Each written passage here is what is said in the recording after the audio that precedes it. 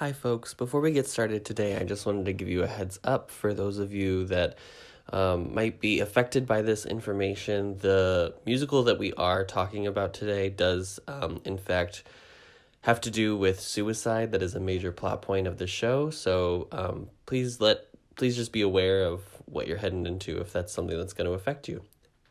And without further ado, enjoy the show. So, sometimes a bad movie comes along that is just so rare, so precious, it cannot pass unacknowledged. And Dear Evan Hansen is too awkward, too bizarre, too misguided.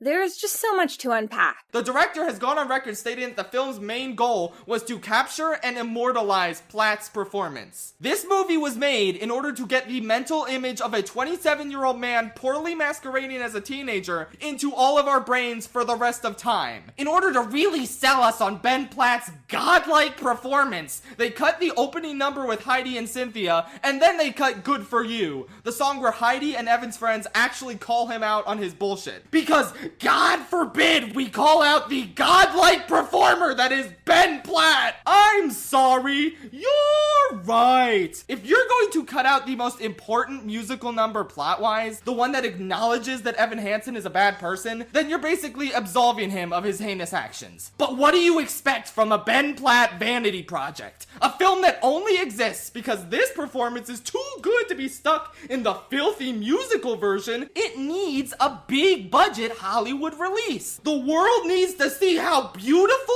and amazing Mark Platt's son is. My bigger issue is that the film was built around Ben playing the part. Why did they set him up to look so out of place? And not just physically, his performance feels very different than anyone else's. It's much more theatrical. His voice is magnificent. It's incredible, but it's so big that everyone else's voice looks extra small in comparison. They're not evenly matched. Oh, hi, I'm Amy Adams. Clearly, and forgive my appearance. I don't know if you saw, but Dear Evan Hansen came out last week, and I seriously injured my back on set from having to carry this movie!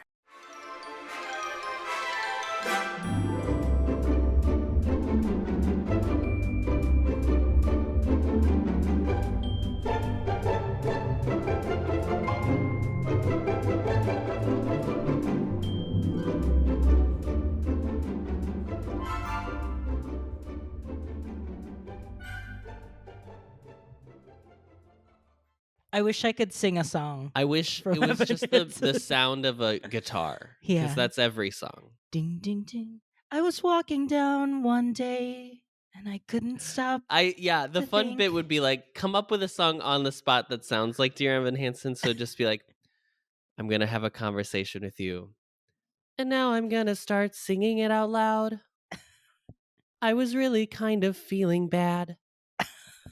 If only I still had a dad, then I really wouldn't feel so bad. And my name's Dear Evan Hansen. That's it. That's Ben the song. Platt, who played Deer, he just put it all on Ben the Platt stage. who played Dear. Wait, let me put that clip in right here. I saw Dear Evan Hansen on Broadway, and Ben Platt, who plays Dear, he gave everything. You could see spit coming out, and there were tears, and he gave everything he had. Famously, RuPaul thought the main character's name was Dear. Dear. There's never been an explanation for that, right? Why would Rue ever explain himself?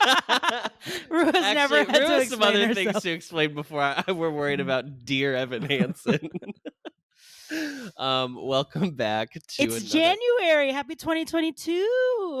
Yeah. Happy New Year. The Golden Globes, I think, happened Is it- already in this timeline. This is the 15th? January 15th? Yeah, but I don't know because they're not doing the they're show. just announcing it. I think they're just announcing who Mhm. won. What a Famously, shame. This movie was not nominated for anything.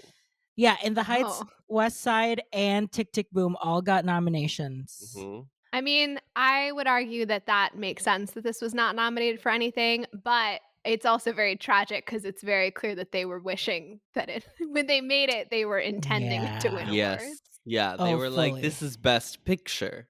She will sweep. She will sweep. Um, What was the original? Was what was the original release date of this? Or was it always 2021? Or was this a pandemic movie that got pushed? This is a movie that was filmed during COVID. Oh. Yes, this was not a Jamie situation where it was like sitting in a vault for like a year. This was filmed, started being filmed in like November of last year. Well, I guess they in did Atlanta. They did a great job there. I feel like I couldn't tell it was a COVID. Dixiewood. Couldn't you? Couldn't you though? One of the YouTubers that I watched to prepare for this, Sarah Zed, did a 2-hour video about Dear Evan Hansen, and she speculated that some of the scenes, particularly between him and Zoe, that are just so devoid of chemistry or a desire to be close to one another, could potentially be at least partially explained by COVID protocols. They were like, you're in love, but you do need to stay 6 feet apart at all times. And we'll fix it in post. We'll fix it in post. And then they just forgot. They forgot to fix it in post. Yeah. I'm sorry we didn't open the show with a song like we always do, but Here, I can do one. yeah, do one. When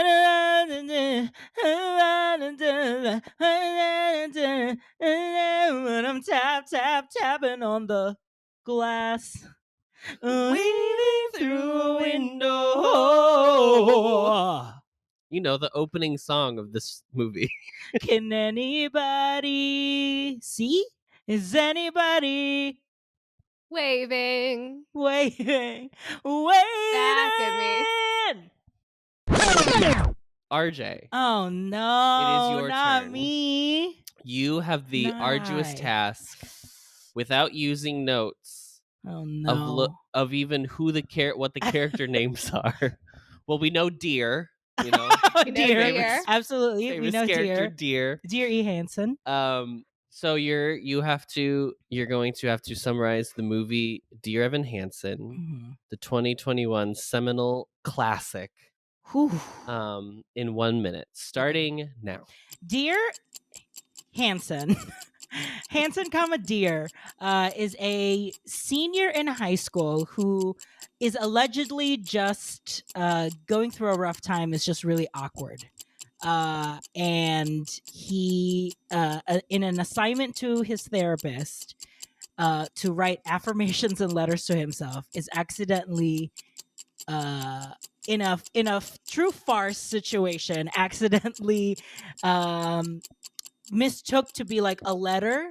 It just happened to be mistook for a suicide letter. So now, an entirely fabricated friendship, ruins everyone's lives in this shockingly small town because Amy Adams couldn't even grocery shop without people looking at her. And then they all find out the truth because at some point scams fall apart. Just ask LuLaRoe. And so she, by she I mean Dear, had to confess. And you're well over a minute at this point. And that's it? There's no resolution to this film? And the scam falls apart, but he learns a lesson to be himself, I think. Yeah. I propose the 1 minute summary to genuinely help people who didn't watch the movie, and I feel it's really devolved into just bits. It's become like a tight one, basically. A tight one. Well, and my name's RJ. Thank you so much for your time. Have a great night. Tip your wait staff. Molly, would you like to do any addendums to RJ's summary? Yeah, our protagonist, Evan Hansen, has an assignment from his therapist, not to his therapist. Oh, sorry. To write letters to himself. Connor Murphy, a sort of troubled boy at school, finds one of the letters, gets mad at Evan, thinking that it's somehow to provoke him, and puts it in his pocket. Later that day, Connor commits suicide. The parents of Connor find that note in his pocket and believe it to be his suicide note written to who they assume to be his best friend, Evan Hansen. That's right. Evan sort of initially not wanting to correct them out of awkwardness and then eventually kind of going along with the lie, perpetuates this idea that he was best friends with Connor Murphy, ends up getting a lot of sort of notoriety, both in his school and then later online, for being this kid whose best friend killed himself. But that lie obviously continues and continues until the point that it can't continue anymore, and then everything comes crashing down around him. And I would say that the resolution of the musical is him dealing with the fact that he lied about this and then having to come back to being himself, and that at least the plot of the stage show, as I understand it, is that it is about him embracing who he is. The plot of this movie, what the movie was about, I'm less clear on the moral, but I do think that's what the stage show is going for. I will say, if you've RJ, listened this woman is a doctoral I know. candidate. Okay, a that's all I true wanted to professional. say. Finally, we have some professionals in our. I will say, we did that bit one time of like movie musicals famously just fizzling away, and I think this is the true. Oof. This. You said lack it of a and it closing became number. You said it and it became true. You manifested it, Molly. So thank The you lack so of much. a closing in anything, just like the way this movie is just like a bad sketch on Saturday Night Live, where they're like, you know, the ones where they're like, well, we didn't know what to do, so it just kind We of had a ended. good opening idea, but we didn't know where to go with it. That's what this movie feels like. I think in a previous episode, I cited Dear Evan Hansen as like, it's weird how contemporary musicals have like big numbers in the first act and then they like don't really have closers. But I was like joking because Evan Hansen does actually have a closer in the state. Like there is a finale. I think it's mostly repeats of previous songs, but at least the cast comes together and sings at the end of the performance. And this literally ends with him like whisper singing a single line, cut to credits. What? That's, oh my God. It's a bizarro film. It is a strange film. It is a film that it almost seems like the person who made this film, the director, I mean, does not like musicals. You would almost believe that this man like hates them on concept. Yeah, I've never seen the Chorus Line movie, which famously in the original run of this podcast was the sort of example of the worst movie musical. So I don't have that to compare it to. But OBC Showgays. OBC. This movie is definitely the worst adaptation from stage 2 movie that I've ever seen. They, to me, made every mistake you could possibly make in trying to bring a musical onto the screen. Yeah. Wow. It's pretty bad. I would say, yeah, this is probably worse than Cats. It's still not worse than a movie that I really despise, but which we'll get to soon. But it is worse. Would say it's probably worse than A Chorus Line. Because at least A Chorus Line has like dancing that's like, well, this is at least fun to watch in some regard. Where like this has, we'll get into it. It's fine. RJ, what is your relationship to this musical? I made the joke before recording that I didn't actually write anything down for the relationship because I choose not to have a relationship with this musical. But this musical came out the year after Hamilton.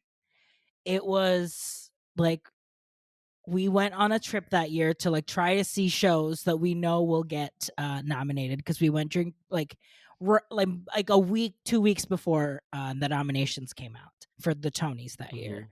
And so we did our best. I think we were tracking Evan Hansen, but like Today Ticks just wouldn't sell any cheaper seats than like $190 or whatever. And I think I did put myself in the lottery. We did. We put ourselves in like, I think twice. Yeah, and we didn't get them. Mm-hmm. So we kind of focused our attention that year on the revivals instead because they had Dolly, they had Miss Saigon. I think that year the original musicals were Evan Hansen, Dear, Come From Away, and The Great Comet. And I'm missing another one, but Natasha and Pierre and The Great Comet of 1812 or whatever the hell the title of that musical is called. I think Evan Hansen was really the only one that I was trying to get into or like would be interested into because I knew that it had to deal with mental health in some capacity. Right. And it was very buzzy. Everyone was saying, who saw it was like, it's the most incredible thing. Everyone was saying that they were, it was great music. This is after La La Land. So like we knew that Pascal Paul developed it. So we just didn't end up seeing it. My only connection to it was just the Tonys performance, and that was pretty much it. And I think like afterwards I had done like some cabarets where we had to learn like waving through a window. Molly, did you ever see the show or on like when it was on tour or anything? Yeah, I've never seen the stage show. I got introduced to the show, and I'm not gonna know the year, but so I have a friend in grad school. Hey, Holly, if you're listening, who is from New York, and so there was some time where she went back home for the holidays, and she likes to like go see some Broadway shows while she's home, and she had seen it. So it was before the Tonys, I remember, but so it was kind of Mm-hmm. like as it was on the come up because it was popular in New York at the very least. And then she like gave me a ride somewhere and said, "Oh, have you heard of this new musical?" and gave me like the basic setup and then played some of the music for me. And I quite liked the music, so I have consumed it in the way that I've consumed a lot of musicals, which is reading the full Wikipedia page and then listening to the cast album. So Mm-hmm. that's my understanding of it. And I would say I was like a casual fan. Like I enjoyed the music. I would listen to it every once in a while. There's some songs I like singing along to, but I wouldn't say I'm like a super fan or have super strong emotions about it.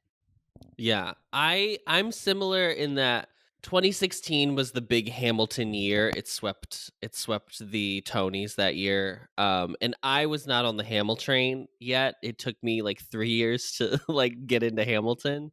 And so I kind of felt embarrassed that everybody was like talking about Hamilton and I like wasn't into it. So once there was like buzz around Evan Hansen, I was like, "Oh, I'll have to like do this one right and like get into it." So I remember like I knew the day that cast album was like coming out, and I like laid in bed and like listened to it, and I was like, "Wow, this is like really good music." It's like, you know, everybody sounds great. The music, I don't, the music was good or whatever. And then I did not listen to it ever since. So That one it time. was just one time, and I was like, "Well, I did my due diligence."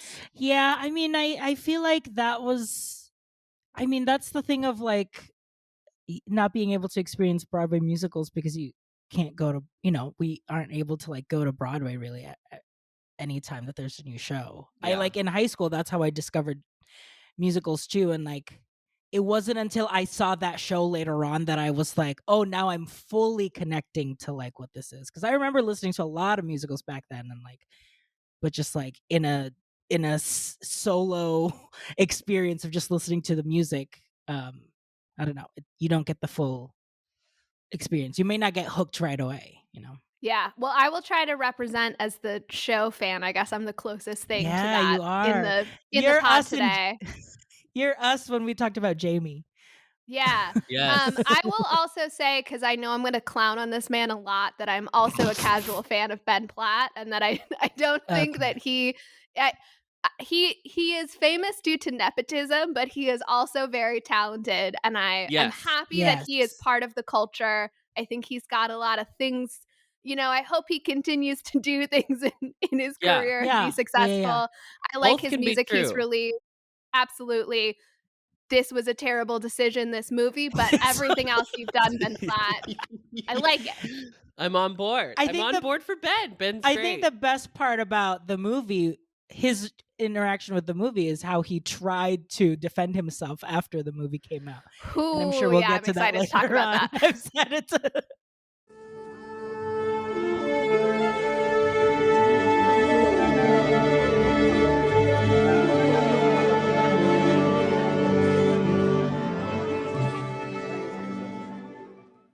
The musical music and lyrics by, is it Benji or Benj Pasek? Benj Pasek And Justin Paul. And there was it took a while for it to be developed. There were stage readings in May 2014 and July 2014 and September 2014. There was a full workshop in March of 2015, and then it opened for a brief run at the Arena Stage in Washington, D.C. on July 10th, 2015, and it closed on August 23rd, 2015. And then it did a little bit of retooling, and then it opened off Broadway to started previews on March 26, 2016, fully opening May 1st, 2016, and ran until May 19th, 2016. And then did a little bit more finessing till finally it fully opened at the Music Box Theater in New York on December 4th, 2016. And it's technically still running. Obviously, it was halted during the COVID-19 pandemic, but I think they just reopened on the 11th. So, like, freshly reopened. Of December, just to clarify. We're recording. Yes, of December. Yeah. And many famous twinks played the Twinks role galore. of Dear. Yeah, so we had Ben Platt for a year, and then there was Gavin from The Real O'Neills on Mhm. ABC, who also is dating Ben Platt, so that's really wild. And also in Booksmart. Yes. And also famously in Booksmart. The drama kid from Booksmart. Yes, and there's another girl. There's somebody else who's in Booksmart in this film. And then it was Andrew Barth Feldman for a year, and he was like the Jimmy winner. The Jimmys are like the high school theater awards, which is wild. But he did it for a year, and now it's Jordan Fisher, he did like Hamilton, and he was like a Disney kid. Anyway. Yeah, they've made some fun videos where they record different songs with different guys who've played Evan Hansen. Just like I think just to like get PR and press and stuff. So there's one of like 4 Evans doing Waving Through a Window or For Forever or something like that. So if you do like the music of the show, that's a fun thing to watch.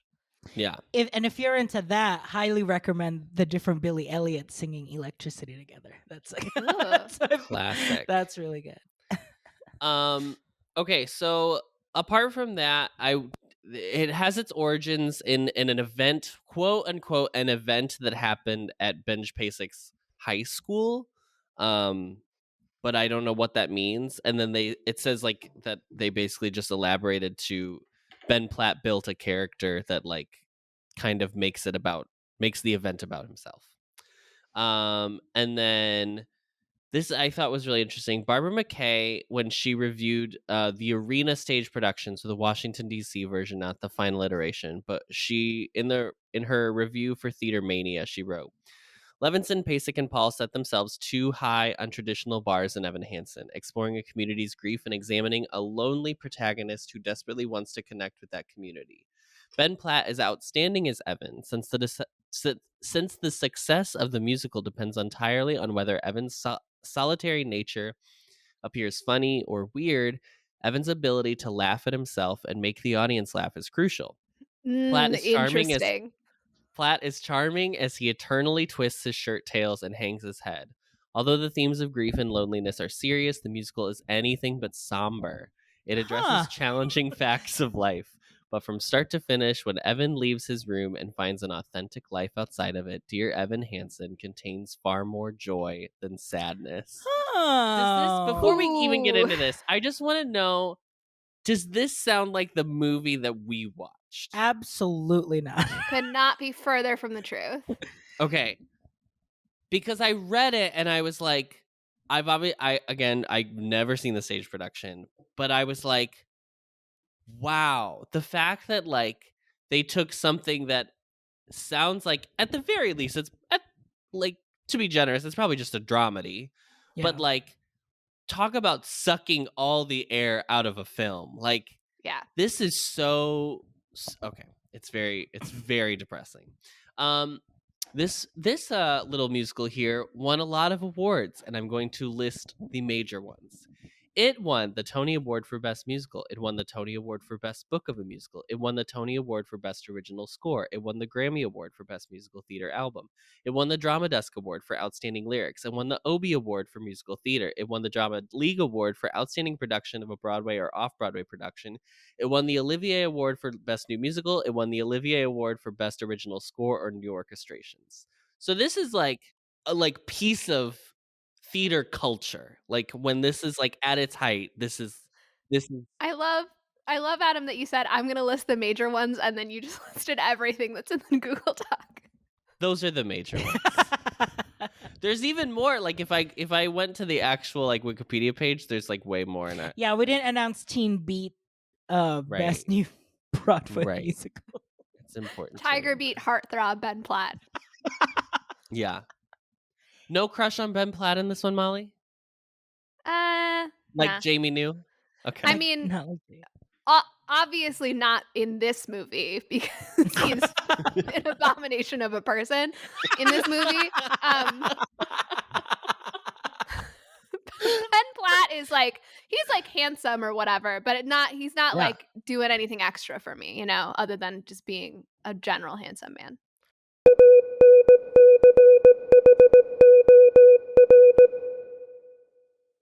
Well, let's talk about the stats of the film first. So it's directed by Steven Chbosky, who you may know as the novelist of Perks of Being a Wallflower or the director of Perks of Being a Wallflower. The screenplay is Stephen Levinson, who wrote the original book of the show, so he was allowed to do the screenplay for this. It is obviously based on the stage production. It is produced by Mark Platt. Familiar name. Familiar last name there. And Adam Siegel. It stars Ben Platt as Dear. It stars Caitlin Dever as Zoe. As girl. It stars Amanda Stenberg as wait, Alana. I wrote it down. Alana. I was going to say Anya. It stars Nick Dodani as Jared. It stars Colton Ryan as Connor. Danny Pino is Larry. Larry the stepdad. Larry the stepdad. Julianne Moore is Evan's mom, Mrs. Heidi. Dear? Mrs. Dear. And Amy Adams is doing her absolute best. To make this worth it. As Connor's mom, Cynthia. Cinematography is by Brandon Trost and edited by Anne McCabe, the duo who worked on Can You Ever Forgive Me together. Interesting. Music by Justin Paul, and then additional music by scoring by Dan Romer. The production companies were Perfect World Pictures and Mark Platt Productions. Oh, there's that name again. Distributed by Universal Pictures. It was released at the Toronto International Film Festival on September 9th, but went wide on September 24th, 2021. Its running time is 137 minutes, which is probably 37 minutes too long. It had a budget of $27 to $28 million, and its box office currently is sitting at $18 million. Now, we paid to rent this movie, so we should add $18 million and $10 and $6.57. So yeah, you're welcome. 12 because both of us rented it. So both of our You're households welcome, rented Mark it. Platt. You're welcome.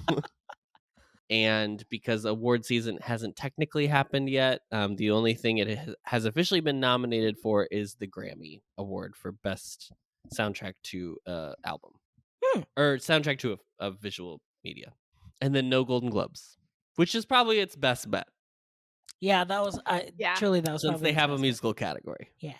Its best bet is for it to be forgotten quickly so that everyone else, everyone that was in this movie can succeed in other projects. Right.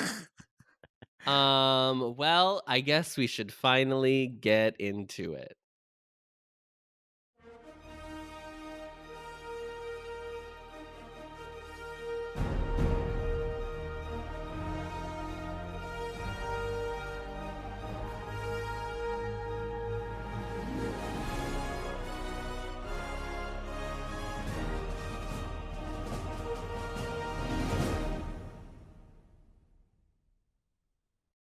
Okay, so I want to start off by saying there are many things that I think are wrong and or bad about this film. And I think for me, my biggest issue is that this movie is too somber, kind of what we were alluding to earlier, and hyper realistic in a way that I don't think you should make. A musical should not be made in this way. I agree. I went into this having seen headline. In fact, I remember pestering you guys when Showgays was on hiatus and I wanted you to revive it, that I would like send you articles about Dear Evan Hansen being awful, being like, this could be a revival episode. And so I went into it knowing that its reputation was super, super bad. And I started off trying to be like, okay, let's like try to be neutral going in and see what's up. And waving through a window, I was like, this is a little weird that he's like singing very emotionally in a crowd of people who are all not participating in the world of musical theater, but like I kind of get where we're going. Okay, whatever. Yes.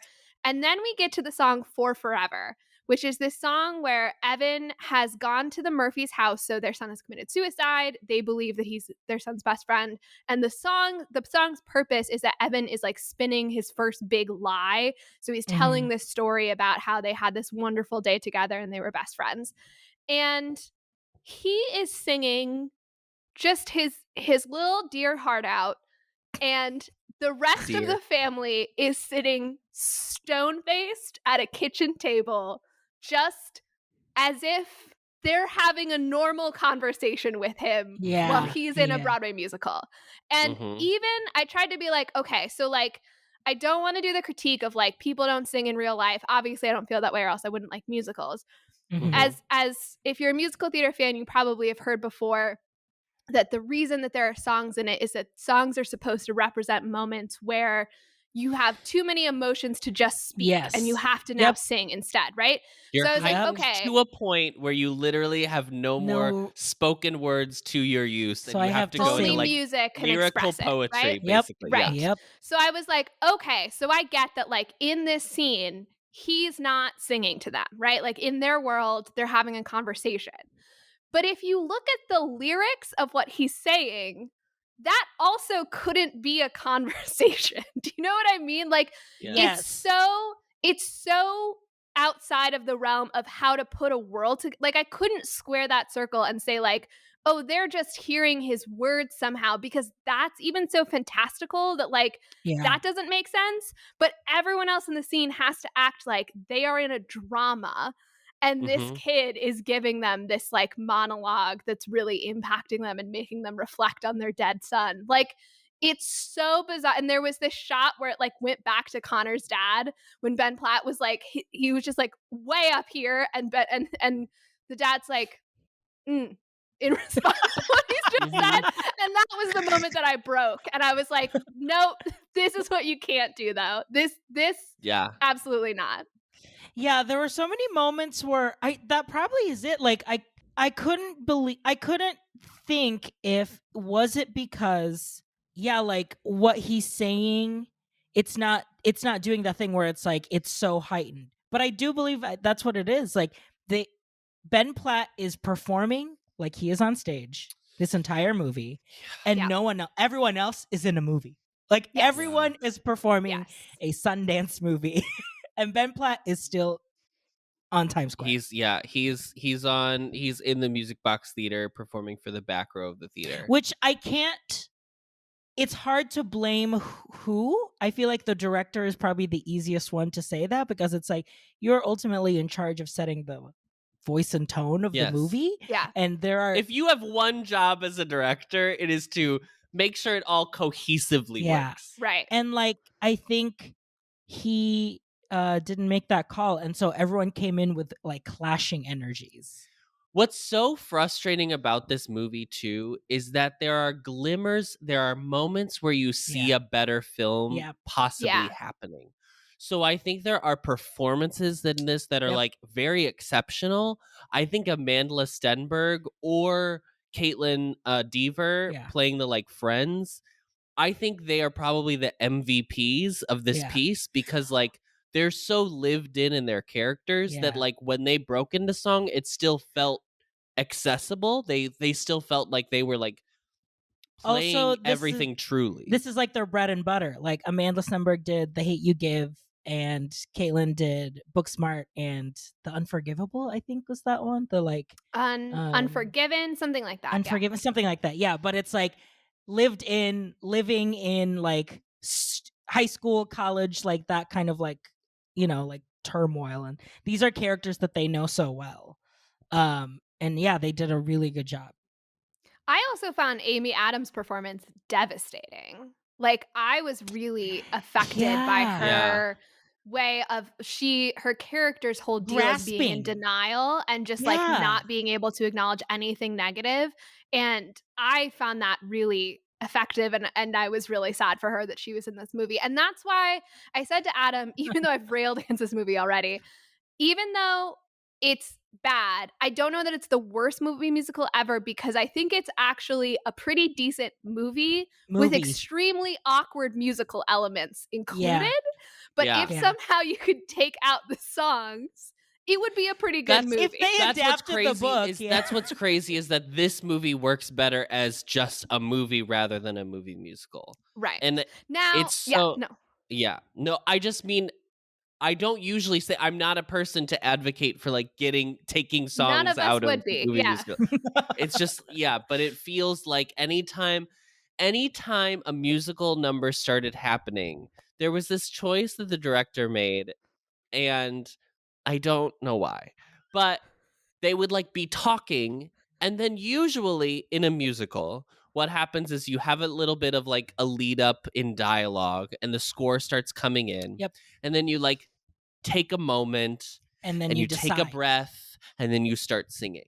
And in this movie, there was none of that like work up to the moment to start singing. Like it was just like the kind of like joke I did at the top, where it was like, I'm just talking, and now I'm just singing because I have to. And it was like there was no change in the camera, there was no change on Yeah. their face. It was just like I was so uncomfortable, and it was literally like You I don't. am now experiencing what people who hate musicals like Yes. was Yes. experiencing. Yes, Yes. yes, yeah. The entire time Absolutely. just felt like the running joke of like, oh, this is why people hate musicals.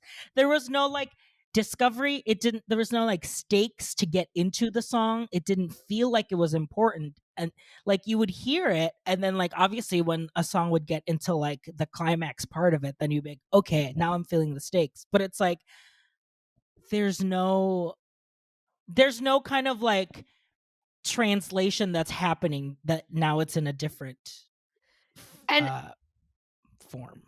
yeah, and I want to say, because I know that in some of the other, I feel like with Little Shop and with Jamie, both of those, we were like, we love that they were just like, we're not explaining it, we're just like doing musical numbers. So this Mhm. might seem like it's counter to what those were, Yeah. but those had a shift in like the pacing and the, Yep. like Adam, you were saying, like the visual, something that let us know we're going into a musical where the whole movie was moving into that, even though they didn't like, they didn't explain it in the sense of like Chicago very clearly explains these are dream sequences, but like Yeah. there's something that leads you into it. And in this, it was like they were apologizing for there being a song Yes. Or like here they're to interrupt the hiding it. movie. Yeah. They're like hiding it. Like it felt like they were embarrassed that like now we have to sing. And I do feel like it works in some things, when obviously like I feel like the only time that it does kind of work is at the climax, when there's nothing else to do but to like sing. Like Dear had nothing else to do but to admit that everything was a lie, or like why he did it. But like But they kept that- doing yeah. that in just normal situations of just like, this is just like expository of like what this song is trying to get to. And that climax even gets a little bit removed from the rest of the, even though he's admitting it to the family and we see that kind of straight up, but then we also see the flashbacks to him running through the trees. So like that one that worked, was one of the better musical numbers, still let Yeah. it be a little bit abstracted. Yeah. Okay, we've gone really negative so far. Let's bring it to something positive. I have a pause. It's probably the one. Yeah, that you're go for gonna it. say. Are we going to talk about Sincerely Me? Oh no. Well, That's kind what I of. was going to talk Kind about. of a little bit of that. So like how when they did the For Forever, they kept going back to the flashback, and that was like a running theme, going back to the flashback of when Deer fell down the tree. And in For Forever, the goal was to try and create the story that Connor was actually there, who helped him. You get to visually watch him rebuild the narrative. Yes, and we thought that was cool, because then that was like, okay, this is, wow, a choice of like, I am something you cannot do in a stage version. Yeah. That you're using cinematography in order to help illuminate the story. Yes, of Good like choice. rewriting the story to kind of like tell it visually. And then going into Sincerely Me, like they kind of live in that world to show like these are different realities as they're actually creating the storyline of Connor and Evan's friendship. Yeah. Sincerely Me is the song in which they're writing the fake emails. And so I loved the bit of like he would be walking through the school and then like say a phrase that Evan didn't want him to say. So he would repeat it, and then they'd start the scene like back over in the exact same way. And now he's saying the new phrase. And it's like something very simple to do. And you can probably even do it on stage. I'm sure they just do it in the show. But like, it was like a fun little gag that it was the most light-hearted the movie is, which is crazy because the dead kid is singing to us. Yes, so it's that so is dark. weird. It is so dark. But that, I mean, I will say that is a carryover from the musical, that it's one of the more upbeat numbers and it's meant to be a Yes. black comedy in that moment. I wanted to say, I think we should give musical MVP to the kid who plays Connor, because that is like the Yeah. one genuinely fun song. I think he does a great job. He's like dancing in it. And I was like, oh my God, it's a musical. And so Yes. I thought he was like he was on screen for a very short amount of time, but he like made an impression on me as this very charismatic character that I was like, I want to see more of this kid. I like my parents. Who says that? I love my parents, but each day's another fight. If I stop smoking drugs, then everything might be alright. Smoking drugs. Just fix it. If I stop smoking crack. Crack? If I stop smoking pot, then everything might be alright. I'll take your advice. I'll try to be more nice. I'll turn it around, wait and see. 'Cause all that it takes is a little reinvention. It's easy to change. Yeah, and I felt bad that they only gave him like voiceover in his last song basically until the very end. I just was like bummed because I was like, oh, he's a really nice voice, and I would have liked to see him like sing the whole thing. But Yeah. So apparently one of the changes from the stage show is that Connor continues to pop up throughout the musical, and that he acts almost as like Evan's conscience and will sort of like have conversations with Evan, because Evan's kind of lying to everyone around him. He has conversations with Connor where it's like his real turmoil inside, Yeah. which I think it was Sarah Zed who was pointing this out in her video, that part of that is just like the function of stage shows, that if you cast an actor to be Connor, like you're going to want to use him throughout, and that's not really a factor in a movie. Yeah. It's like it's actually cheaper to send somebody home when you're done with them in a movie, so it's kind of the opposite thing. But it also meant that then this character, who I guess is, well, he's not a major character in the sense of like the real Connor is never someone we really get to spend a lot of time with. The invented Connor is kind of a big character, and that was like a thing that was missing for this movie. But it is hard to do that kind of abstracted, I'm talking with the dead kid. It's harder to do. Well, you could do it in a movie, but certainly not this movie. right. In a movie that this is so hyper realistic, you could not do it. Yeah. I actually would like to go, I want to stay on music, and I want to go back to the beginning, because I think I fast forwarded us for forever. So the movie opens with Waving Through a Window, which is like Evan Hansen's big I want song, essentially. Although he doesn't really articulate a want, he just wants to be not feeling crappy about himself. I mean, Waving Through a Window is known as ballad number 1. Ballad number 1 of 9 ballads in this show. Yeah. So I think initially I was totally fine with opening with Waving Through a Window, which does not open the stage show. The stage show opens with a song called Does Anybody Have a Map?, which is the two moms singing. So it's Connor's mom and Evan's mom. I'm not a big musical fan of that number, because it's the rock mom problem that I have, where like moms do rock ballads, and I'm not into that musically. So at first I was like, oh yeah, cut that number, that's great. But I realized that the impact of that is multiple. So one is, for like the first 30 minutes, Evan is the only character who sings at all, which sort of sets you up like, oh, is this a movie where like that's one of the rules, that like only Evan sings songs and everyone else is just in the movie? And it robs us of an establishing world number, right? Where it's like, here's the rules. RJ's favorite. Here's us seeing the ensemble. It's not even an ensemble, it's two people, but it's like we're seeing multiple characters engaging in song. Yes. And it's also meant to set up the idea of like, these two moms have similar problems, even though they've got two different kids. And so it helps to set up the idea that like this is a story of these two families as well, which is going to be important. And so I think that was a bad choice in retrospect, having seen the whole movie. But I did want to put forward one potential fix to this movie and see what you guys think of it. So if we still start with Waving Through a Window, what if this movie had music as a backing track? Because what I thought with Waving Through a Window was, this is ridiculous that Ben Platt is like giving it all and doing the song and everyone else doesn't see that happening.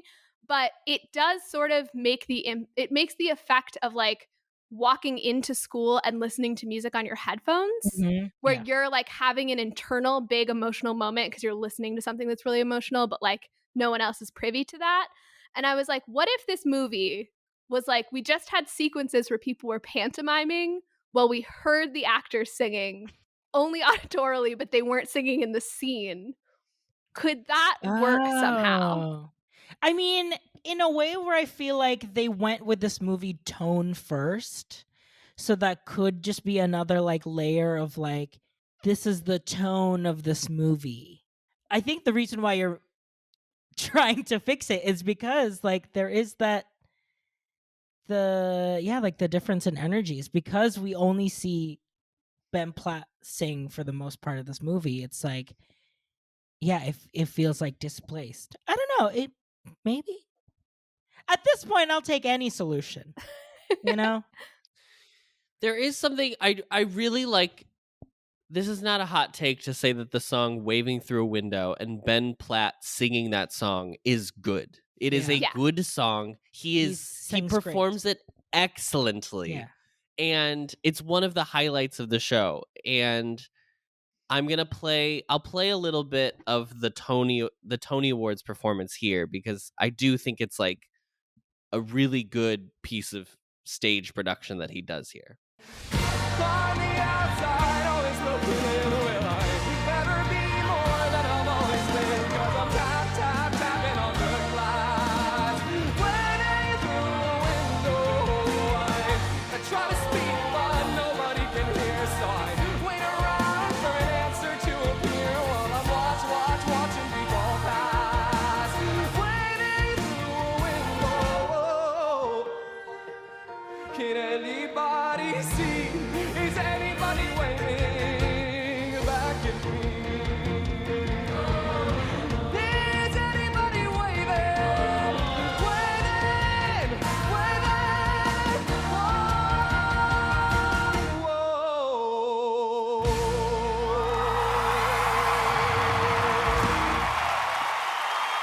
But I also just think that the metaphor of him being someone who feels like he's always behind a window. He's always behind a window. He cannot communicate with others because he either doesn't have the ability or they cannot hear him, or there's something off There's there. a block, yeah. Is really cool. And they started off by doing like they shot him. Like focusing the camera through a window, like doing it literally. And then they kind of like give up on that. And I kind of wish they had like been a little more creative in finding ways that he was trapped between others and himself in a seeing a kind of like transparent film between him and other people. I really hated that it led to him being in the middle of like everybody headed to the pep rally, because I hated all the movement around him because it felt like it was like weakening the height of where that song goes. Yeah. And I was, it was like, too much movement. There was too much movement. The camera was circling. There were people walking. I could believe the setup. Like, I think, yes, okay, I could believe that this kid is walking to a pep rally and feels completely alone and cannot connect with literally like hundreds of people around him. I got that.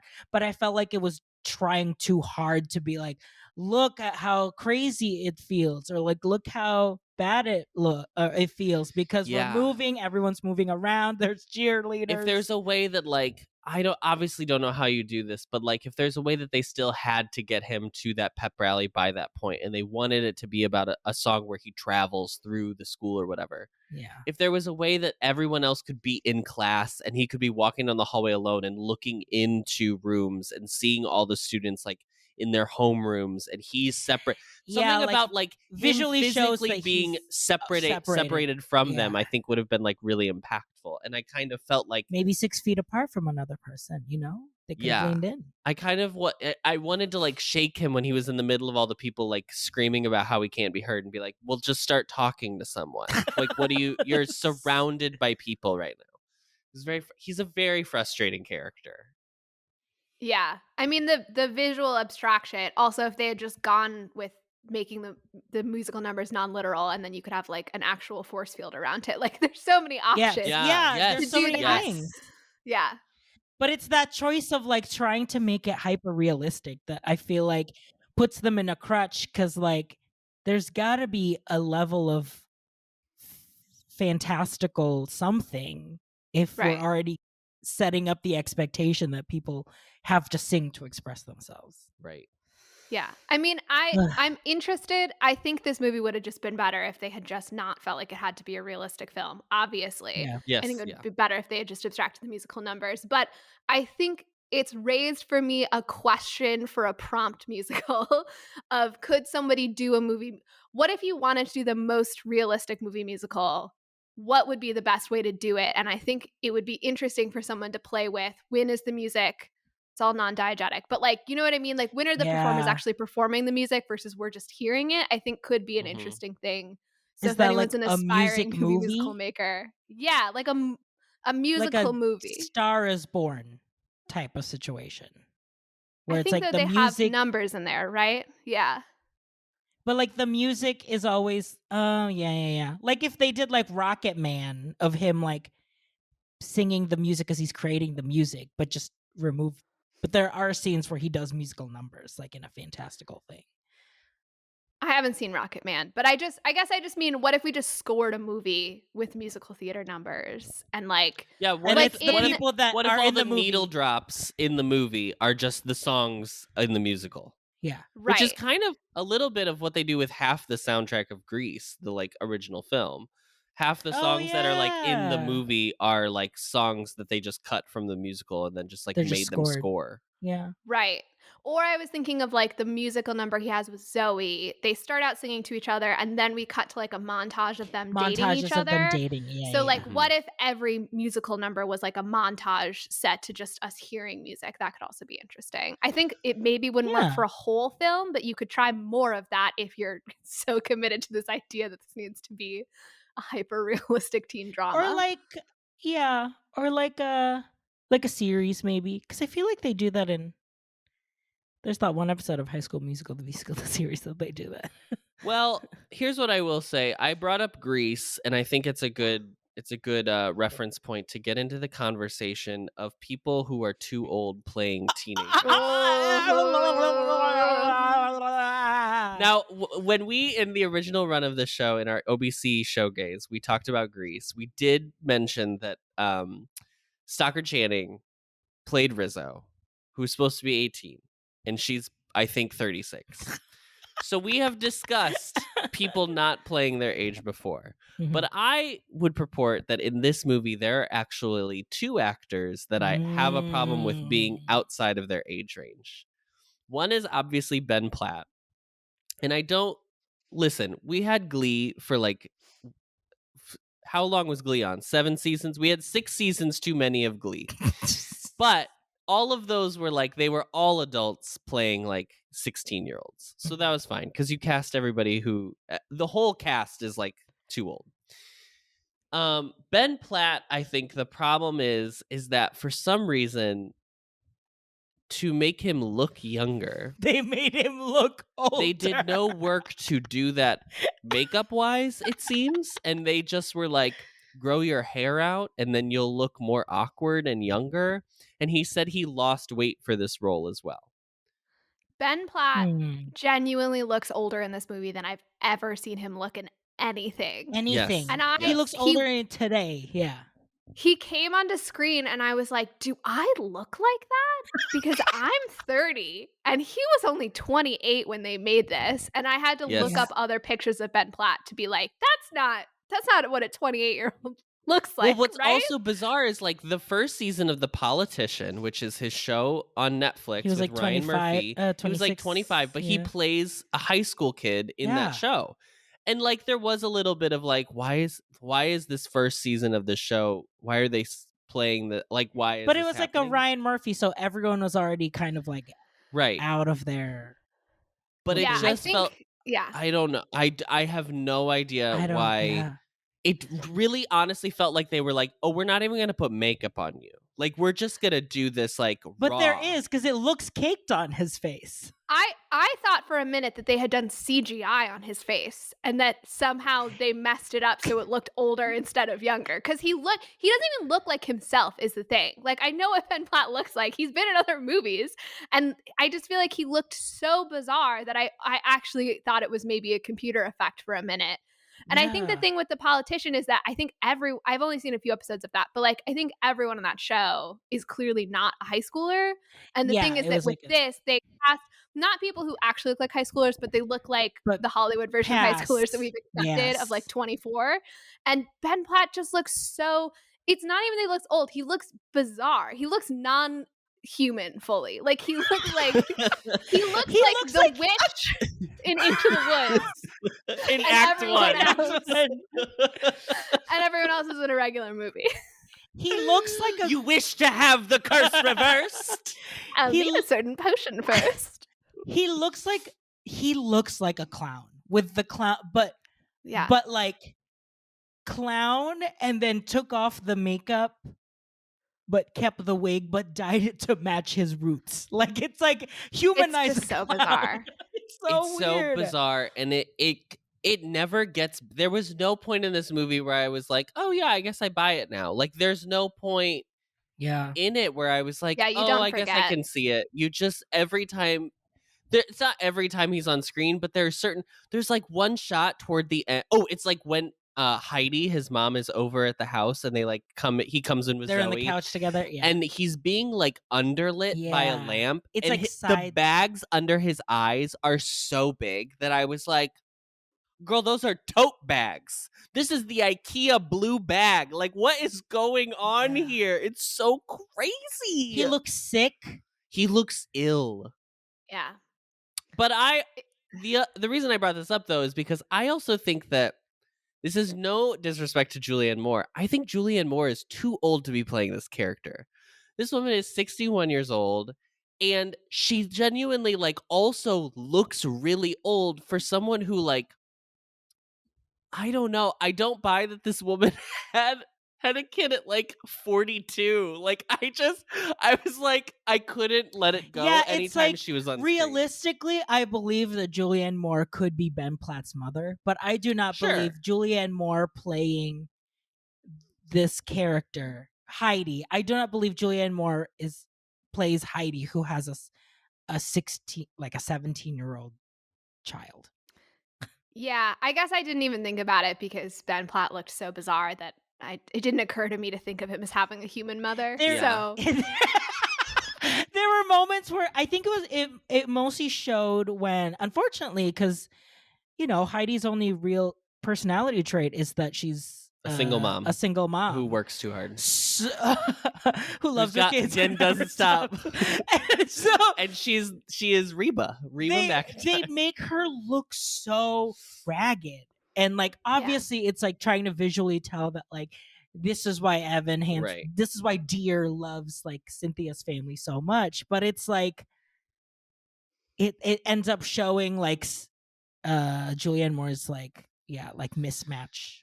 Again, I am not a person who thinks that everybody in a musical should be like a trained opera singer. Like, no one needs to be perfect in order for you to convey the message of a song. If Stephen Sondheim has taught us anything, absolutely God rest his soul. If he has taught us anything, it's that people, even actors, are allowed to be singers. Even if you're an actor first, you can still like do musical numbers. Yeah. That being said, Julianne toward the end sings a song called "So Big, So Small." When you're obviously doing a movie version of a thing that was on Broadway, and you change the cast, and it won a Tony, and the person that you're replacing won the Tony for the role, and she and Ben Platt were like the two people who did it from the first workshop all the way through the original run. The original production, Rachel Bay Jones from played Pippin. Heidi from Pippin. Rachel Bay Jones played Heidi, the mom, and I'm gonna just play a little bit of her version of "So Big, So Small." And the house felt so big, and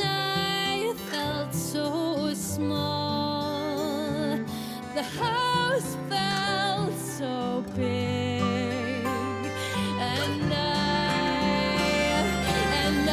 knew there would be moments that I'd miss, and I knew there would be space I couldn't fill, and I knew I'd come up short a million different ways, and I did. And I do. And I will. Followed by Julianne's version of So Big, So Small. And I just think that it's telling that then they were... Well, let me just play it. And the house felt so big, and I felt so small. The house felt so big, and I knew there would be moments that I'd miss, and I knew there would be space I couldn't fill, and I knew I'd come up short a million different ways, and I did. And I do. What I think is the issue here is that Julian sounds fine, but I think they also cut 2 of Heidi's songs.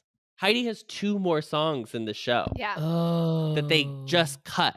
And I don't know if that's like, I know the director was very focused on being like, this is Evan's story. I just Dear's want to follow story. Evan's track, basically. Or if it was like a mix of like, Julianne isn't like a singer, so like we don't want to like strain her too much to do all this stuff. I don't know what it is, but it's very frustrating because I do think this character, which has a lot of potential to be very interesting, I think that scene where they offer to pay for Evan's college and she doesn't take it out of pride, I think that's like really interesting, and I kind of like this like class struggle that's built into it. But I feel like her character was short shrifted. And I think that goes into cutting that first song of like building the narrative of like 2 families and like really showing us like what that struggle is. And yeah, it did, because when the moment happened of them offering her to pay for Dear's college, I had a visceral reaction at first of being like, oh, are we shifting tones now of class? Which in the story was like the seeds were there, so it was obviously easily to just pick up. But it happened so fast and out of nowhere that like if we had more of that build rather than just making both Heidi and Cynthia, although both actresses doing very good jobs, it just was so one-dimensional to get to that point. Like it was truly like they had, you know, like the placard of what their personality is on their forehead, and they just had to be that for the rest of the movie. So yeah. And here's what's frustrating, if they did cut those songs because Julianne Moore is not a singer, is that the other person they cast is Amy Adams, who famously can sing.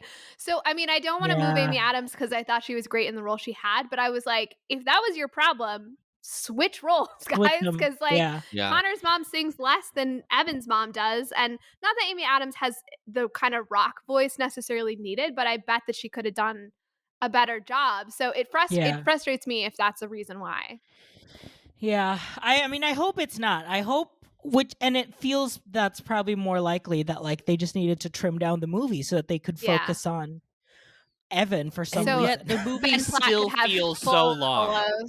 Who earned his way to this movie. I think though it's important too, before we move on from Ben Platt, because we've hinted at it a lot, but just to say explicitly, his dad produced the movie.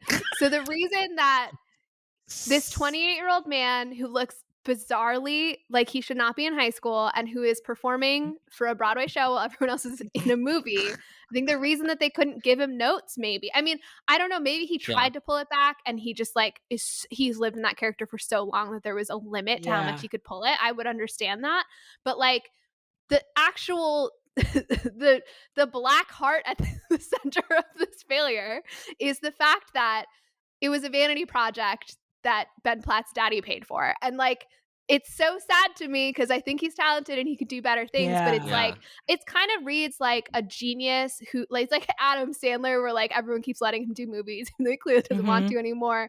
But like Adam Sandler's had a whole career to build up to. Like, he's way too young to have his vanity project where nobody's allowed to give him notes. And it felt like that's what was happening when he's still a young man, which is tragic. Yeah. It's also that, and I think it's also like a director who has no doesn't have a long enough director resume to like be able to like come in and be like, hey, I just want to like chat with you about like the choices you're making, or like felt like had some sort of agency or empowerment to be like, I want to create something. It felt like he kind of had to play with the pieces that was there. And I think Plus is really famous for his big work is this really sad teen drama. And so I think he also probably got picked to make the movie move in this direction, right? Like this is very Perks of Being a Wallflower. This is very Perks. It's Perks but with songs. I think that Perks wouldn't make a good musical, and it was the wrong direction to bring this into. Okay, before we move on from Ben Platt, one more dig. This is one of my biggest things about the Ben Platt performance, and it took me a while to really get into it because it was just so confusing. You have to talk about this. So Ben Platt's performance is, the entire time I was watching this movie, especially in the first half of the movie, I was like, okay, I think Evan Hansen is on the spectrum. There is something that the way that he is portraying himself ticks. Not mania, but like just like conversations with himself, looping, like cycling with his thoughts, and like just all of these things that the incredible way he cannot socially it's past like a point of like social anxiety. It's past social anxiety. It is almost like clinical to the point where it's like you are doing social tics to help you be in social situations with other people. That is so I agree. I will just say I think all of those things could also be OCD. So I just want to say like not necessarily autism, but he's going to a doctor. He obviously has clinical problems. Yeah, continue. Yes. There's something about it that the entire time just kept, to me, I kept being like, he's misdiagnosed. He's not diagnosed for what exactly is challenging him, that he can't be in social situations. Because the script alludes to that all of his medications are just medications to help him deal with anxiety and depression. And then we get to the anonymous ones, which was a number that I really liked, actually. I liked the visual telling of like, okay, let's see Alana, who is picture perfect class president, but also going through similar kind of like introspective moments. They reshoot her going through the waving through a window path of like walking through the pep rally, but like having an internal song. And then that scene that they have together, she basically shares that like, I also go through what you're going through. I am taking medication just as well. I also have anxiety, and I have like major social anxiety and like pressure to be what I have to be. But there is something so different to what those two characters are doing that now makes me feel like, okay, on film, what Ben Platt is doing as a performance for Evan Hansen is giving off that he may be in the spectrum in some way. And there was like a moment for me of like, okay, now then what is... I was trying to figure out, is it the script trying to say that? Or like giving that feeling, or was it Ben Platt's performance? Maybe he's just not adjusting his what could be seen as subtle to like the film where now it's super up close. So this entire time I just had this conflict of like, and also as a person who like has had autism in his family and like has very close relatives that have autism, I'm like, you are doing what like my family members do, like as fully on the spectrum autistic people. but the writing suggests that you are just like, not just, but like you only have like OCD or like social anxiety or depression that you can get through with medication and like therapy, as opposed to like something diagnosed and like have like people to help you do your daily functions.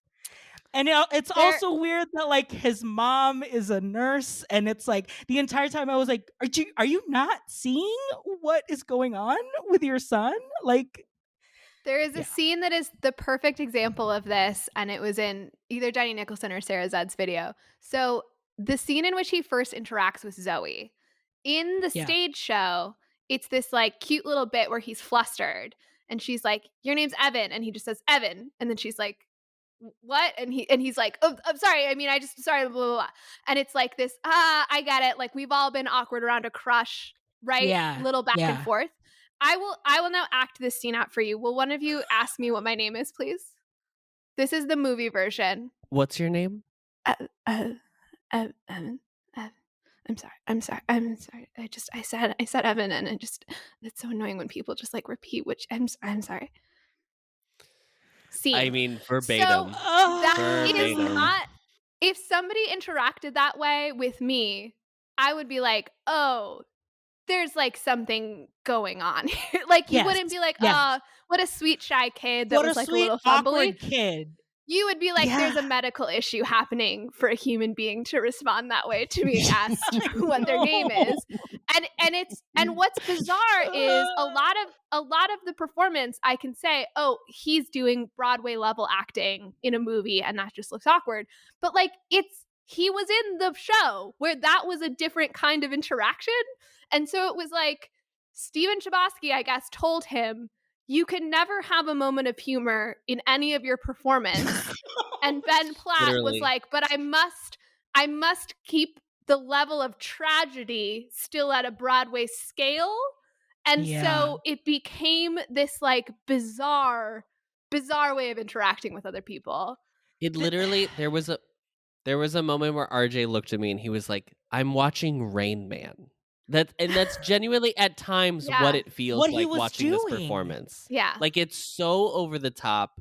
It's so performative, and it borders on like being gross because they cut out all the humor of the original production apparently. Like you don't get to have moments where you're just like, oh, weren't we all that kid once? And you're just like, I'm watching a train wreck in real time go on. Yeah, and also like we know more now, I feel like I feel like that even though it's not perfect, there is more like representation of like neurodiverse like stories in media. So I feel like we as like pop culture consumers can tell now like, okay, that is social anxiety representation. That is like spectrum representation. Like there are just these things that I feel like what he was doing was giving off those vibes that the entire time I was like, I don't know if I should feel sorry for you or I should be mad at this entire city or this town because no one can tell that you have like clearly like Asperger like symptom or like just things that you genuinely should like see like people that are trained to like help people so that you can function in social situations. Like I feel like if Alana, as smart as she was, if this was a real situation, when that situation happened of Evan introducing himself, Alana would immediately have been like, okay, like this he has Asperger's most likely. Okay, so then like I will I think fix my conversation. I think RJ, what you're bringing up brings us really well into like we just have to talk about the whole mental health depiction in this movie, and we can start with Alana. So I didn't love the Alana edition. Now, okay, I gotta back up. I had a really different reading of that character, only having read the Wikipedia page and then heard her like very small singing role in You Will Be Found. Okay. I guess the fact that she also struggles with mental health is like sort of hinted at briefly in the musical. So it's not an addition, but the idea of focusing on that with her is new. And the reason that I didn't love it is that to me, listening to the musical, it was a musical in which mental health is discussed, but it's actually about the lie. It's not about Evan's mental health or Connor's, really, because we don't ever really learn anything about Connor. What it's about is the way that teen suicide gets sort of taken up as this issue that everyone's like, this is important, but we all don't really know what to do with the fact that it's important. We don't know what the problem is. And people having a tendency to sometimes claim tragedies as their own when that's not true. And I think the reason that stood out to me is that when I was in high school, there was a kid who was 2 years above me who was like a super involved in the theater department, a real like leader of our program, who then he graduated, and then his freshman year of college he committed suicide. His name was Eric. And I was not close personal friends with him, but he was a really central figure in my community. So it was a really impactful event because I knew so many other people who were grieving at the same time. And it was like a very real experience for me that I went through as a teenager. And I remember when he died, other people claiming to be affected by it, who I felt like didn't know who he was. And I recall having conversations where people would use his death as an example of like, we should all be kinder to each other or whatever. And I was like, but like, you don't know him at all. You don't know the context of what led up to his suicide. Like, I don't know what you're talking about, that like we all collectively learned a lesson from, like, this was a real person who like had a specific life that like we can't just like draw general conclusions from it. I felt really offended by that attitude that I saw around me.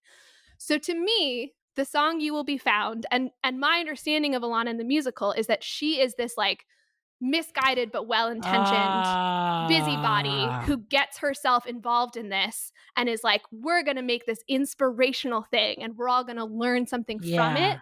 And so I actually didn't like having more info about her and sympathizing with her more, because the way I understood the character was this girl who's like, I'm the class president, I'm going to lead everybody through this, who like draws the wrong this conclusions. is a campaign. This is something we can all rally around together. And I think that song is really interesting because when I first heard it, because that was my reading of the musical, I was like, oh, this is like a satirical song. And the whole going viral thing is like, is intentionally making fun of how hollow that whole thing is, right? Which is when really Adam clicked in. That was like, oh, this is interesting now. I would love to talk about how it's depicted in the movie, but I just thought it was weird. So then I remember when COVID first hit and all the musicals were like doing Zoom performances of numbers, and the Dear Evan Hansen cast did a performance of You Will Be Found. And I was like, I'm sorry, I thought this number was like making fun of the like, we all get together and sing an inspirational song thing. But this COVID performance is like very clearly, this is an inspirational song that we're all singing. And I've seen different interpretations of this number. And I think what it might have been is a case of the creators wanting to have their cake and eat it too, where they wanted it in the show to function as, this is the first act closer because it's telling you what's wrong, where it's the height of everybody lying about what the conclusion should be from Connor's suicide. But then they also want it to genuinely be an inspirational song. Preventing teen suicide. And like, you can't have it both ways, guys. Is internally the problem that they were originally potentially satirizing. Like, it's like, now you are literally doing what you were kind of pointing towards. You have become the problem you were pointing out. Unfortunately, I just don't think Pasek and Paul are that smart to even make it a satire. I'm going to be really honest. I am a person who, I have a very complicated relationship with them, because one of my favorite movie musicals of the past like 15 years is La La Land. And my least favorite is The Greatest Showman. So, like, I have run the gamut with these two. In both, I'm guessing. Yes. They do the music and lyrics for both. But it's funny because You Will Be Found feels very reminiscent to a song in The Greatest Showman, which I'm sure we will talk about one day. It is the like rousing choral anthem. This is me. This is me. And it feels even starts the same way. It does. And it feels very, they just feel, I don't know how to explain it. They feel like songs that are written by a group of executives in a boardroom who were like, Matt, my listener of the show, Matt. Hi, Matt. He literally said, and I wrote it in the notes. Hold on. He best explained Basic Impulse music style as characters. Yeah, the characters that are singing their music have no agency or depth. So the song that they end up just being empty vessels for their songs so that kids in their U of M BFA program can sing. Like they're all like studio songs. Like it's like, let's give you a nice ballad so you can really show off your voice and you can really act so that you can, perform this at studio. They're Jason Robert Brown songs, but without the like thing of being like, do you know how to play this so that like pianists can actually play this music? Yes, it's Jason Robert Brown songs that are that are like really saturated and diluted in like complexity of like thought, but also easy to give to a pianist. I think we have to call them attempts at Jason Robert Brown songs because I do not want him being associated with this. I know. Yeah. It's like Basic Impulse where like, oh yeah, like Songs for New World is fun, but what if it was like themes that high school kids could understand? That's what's so crazy about this plot too, is that the plot of this musical is a farce. The plot of this musical feels like I kept shouting it's just mistaken identity over and over and over. I was like, this is Noises Off, but serious. Yes, this is Noises Off. This is The Play That Goes Wrong. This is like all of your classics. This is but no one's What's allowed Up, to Doc. laugh. Yeah. But no one's but because it's treated so seriously and so self-importantly, it's off. This whole movie is so tonally off the mark and has no idea what it's actually doing. I'm so frustrated by this film. I know. Well, okay, so going back to You Will Be Found. So, like, the funniest part of the movie is that so someone uploads Evans. In the world of the play, it's a speech he gives about Connor, but then in, what we're seeing is this inspirational musical number. And somebody uploads it, and it's like titled, "This kid's best friend died. You won't believe what happens next," which is like epitome clickbait, right? Yes, and I was like, if what happens next is just a speech. if you wanted to do the thing that I thought the musical number was doing originally in the stage show, and if you wanted it to be a satire of like that empty, meaningless, platitude-filled social media, this is important and you should share this because this impacted me or whatever, the visuals would work so well for that. And they work ridiculously badly for a straight up performance of the song. I know. At the end of it, it was like, I feel like I'm watching like a Facebook automatically generated video of like the top likes from your wall of 2020. Of 2020. Here you go. I was like, all of a sudden there's flash animation that's happening in my screen to show different likes and tweets. No. It's so insane that this is the Act 1 closer in the Broadway show.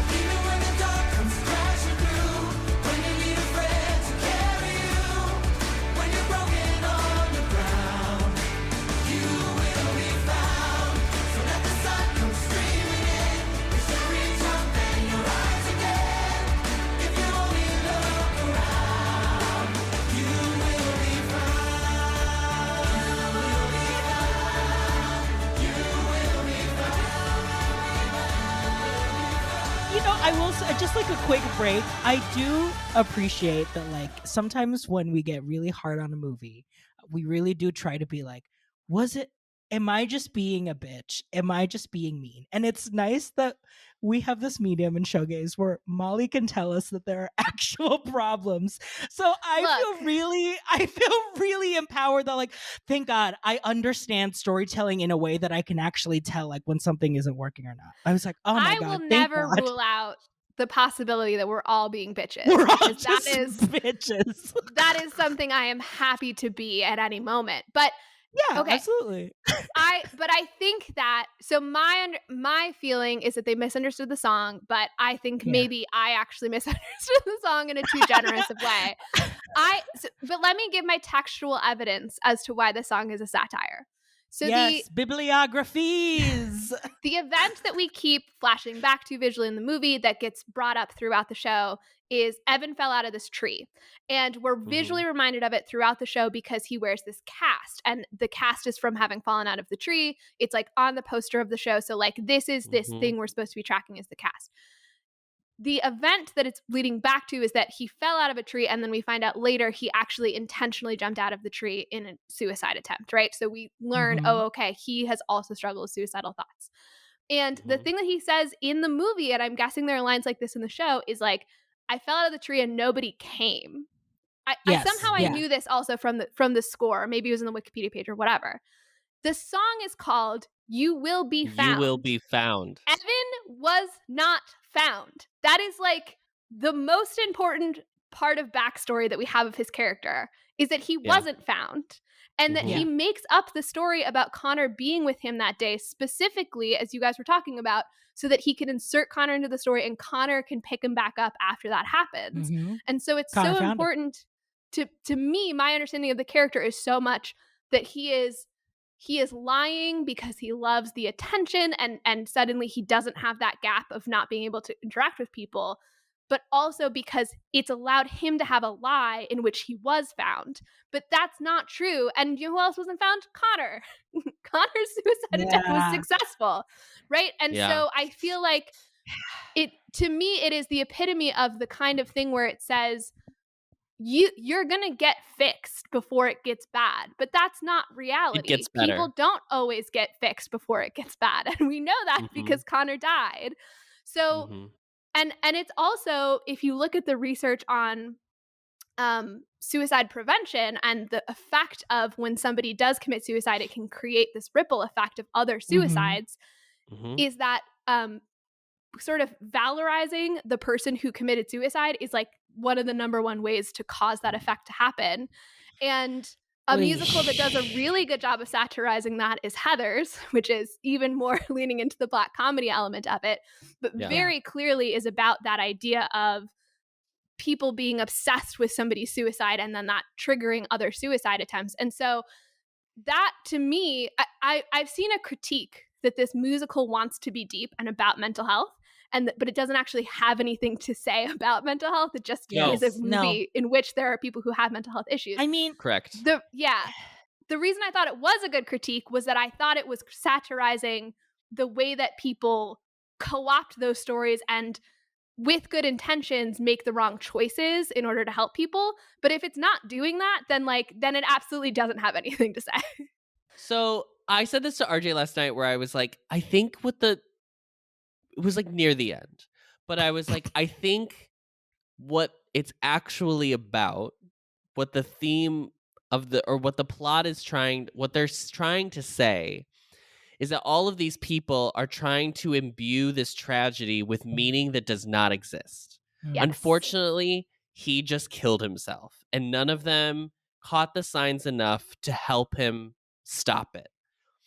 But they all do this thing where they make it about so much more than just that, because otherwise, how do you on one level it's understandable, because how do you, like, if you are the immediate family of Connor, like, how do you go on and know that like you didn't stop him from committing suicide? Like, that's insane. But then there's like the school aspect of like there's like Connor has like flowers at his locker, and it's like, well, no one talked to him, and people, like, you see someone like make fun of him, which is like a throwaway, whatever. But like, so you get that like he was not a liked kid at school at all, and his parents have no idea he has any friends. They're shocked to quote unquote find out that, you know, Evan is his friend. It just felt like what they're really trying to say is like we as like the human condition is constantly trying to find what the story is. Yeah. And maybe that's also giving them too much credit for what it's actually doing. But like, I did think that nugget is like interesting, of being like, we cannot process grief to such an extent that we literally have to create entire worlds just to make sure that we don't feel any kind of like, we feel bad in any kind of or way. have to deal with or have to deal with our emotions that like people just die, and that death is so close, even in their like perfect small town, that like death is so close to them. Mm-hmm. And I thought that would have been a better movie if that was the point. That sounds like a great movie. That sounds like a really thought-provoking movie. Unfortunately, that was not this Can movie. I tell you my least favorite part of this movie? Or just like the plot as general Wait, we concept? haven't so already? positive. I'm going to take a wide left turn here and talk about things I don't like. No, I still have a couple too. I really fucking hate that his crush is Zoe, the dead kid's sister. I just don't. I understand that's from the original plot. I fully understand. I just think it's a gross fucking plot point, and I hate that it's like part of it. I hate that every musical has to have a love aspect. Yeah. And I just like, wouldn't this show be more interesting if he didn't? And It would have, because also like if you're trying to if you're trying to understand, like if Dear is just trying to make any social connection whatsoever, it's believable that like he has conflicting ideas of what relationships could be, or like, so maybe may just be attractive to a person, but it's immediately like he's in love. But it could also just be like, no, I think you're just attracted to someone, and you just don't know how to process what type of social interaction you want to like pursue to different people.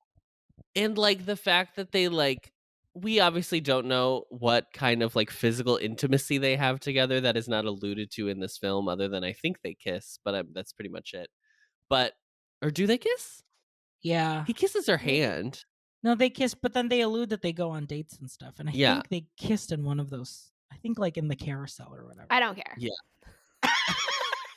Molly doesn't believe from just like a simple fact that like these two people do not look like they actually like each other. Oh, never.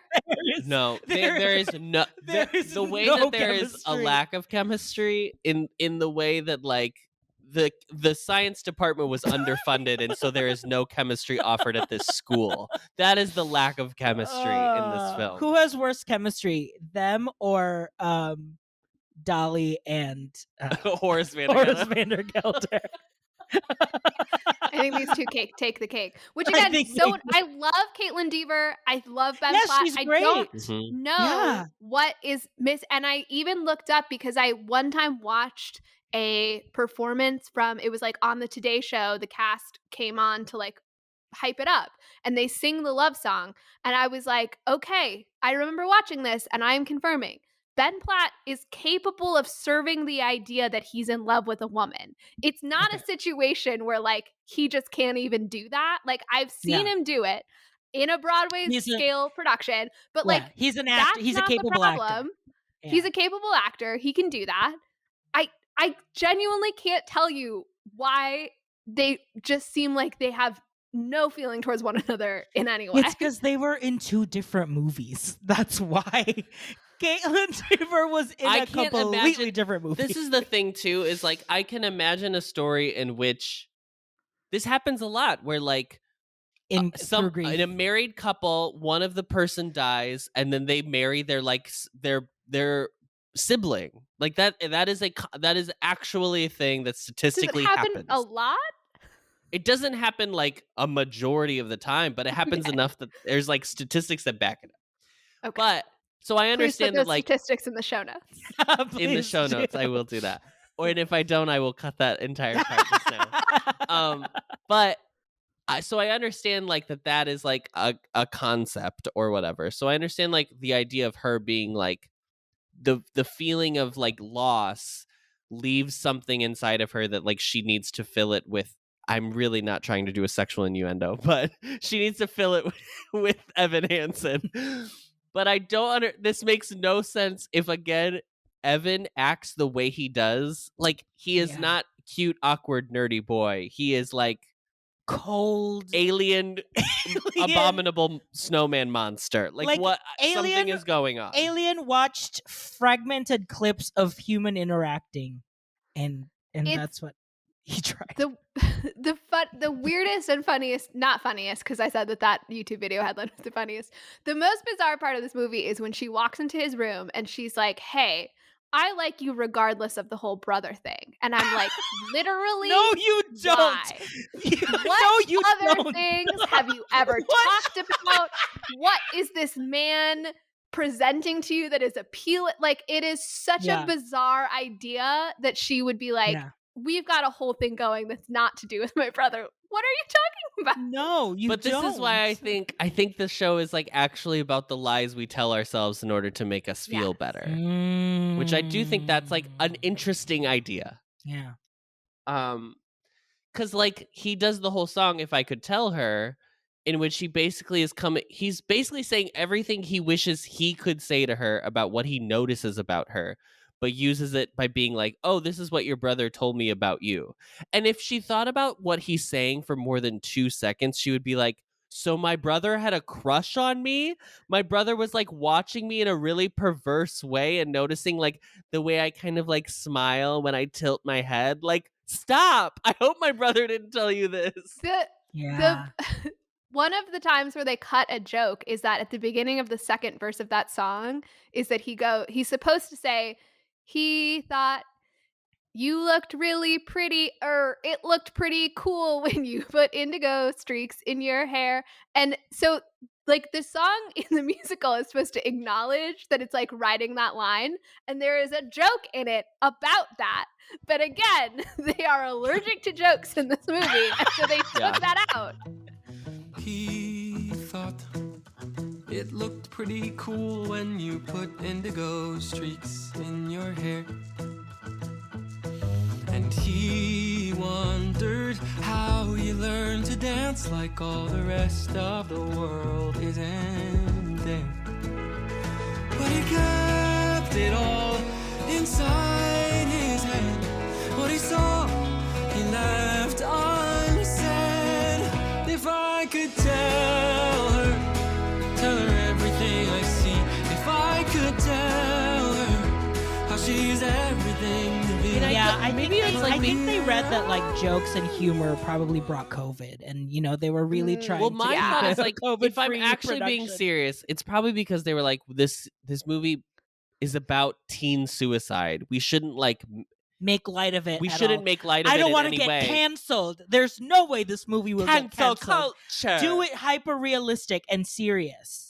Because let me tell you one thing, is that every friend I have who's mentally ill never makes jokes about it. No. Never heard a person with a mental illness make a joke about it. No, I've never heard a person with mental illness make a joke, period. Yeah. Oh my God, they're a bummer.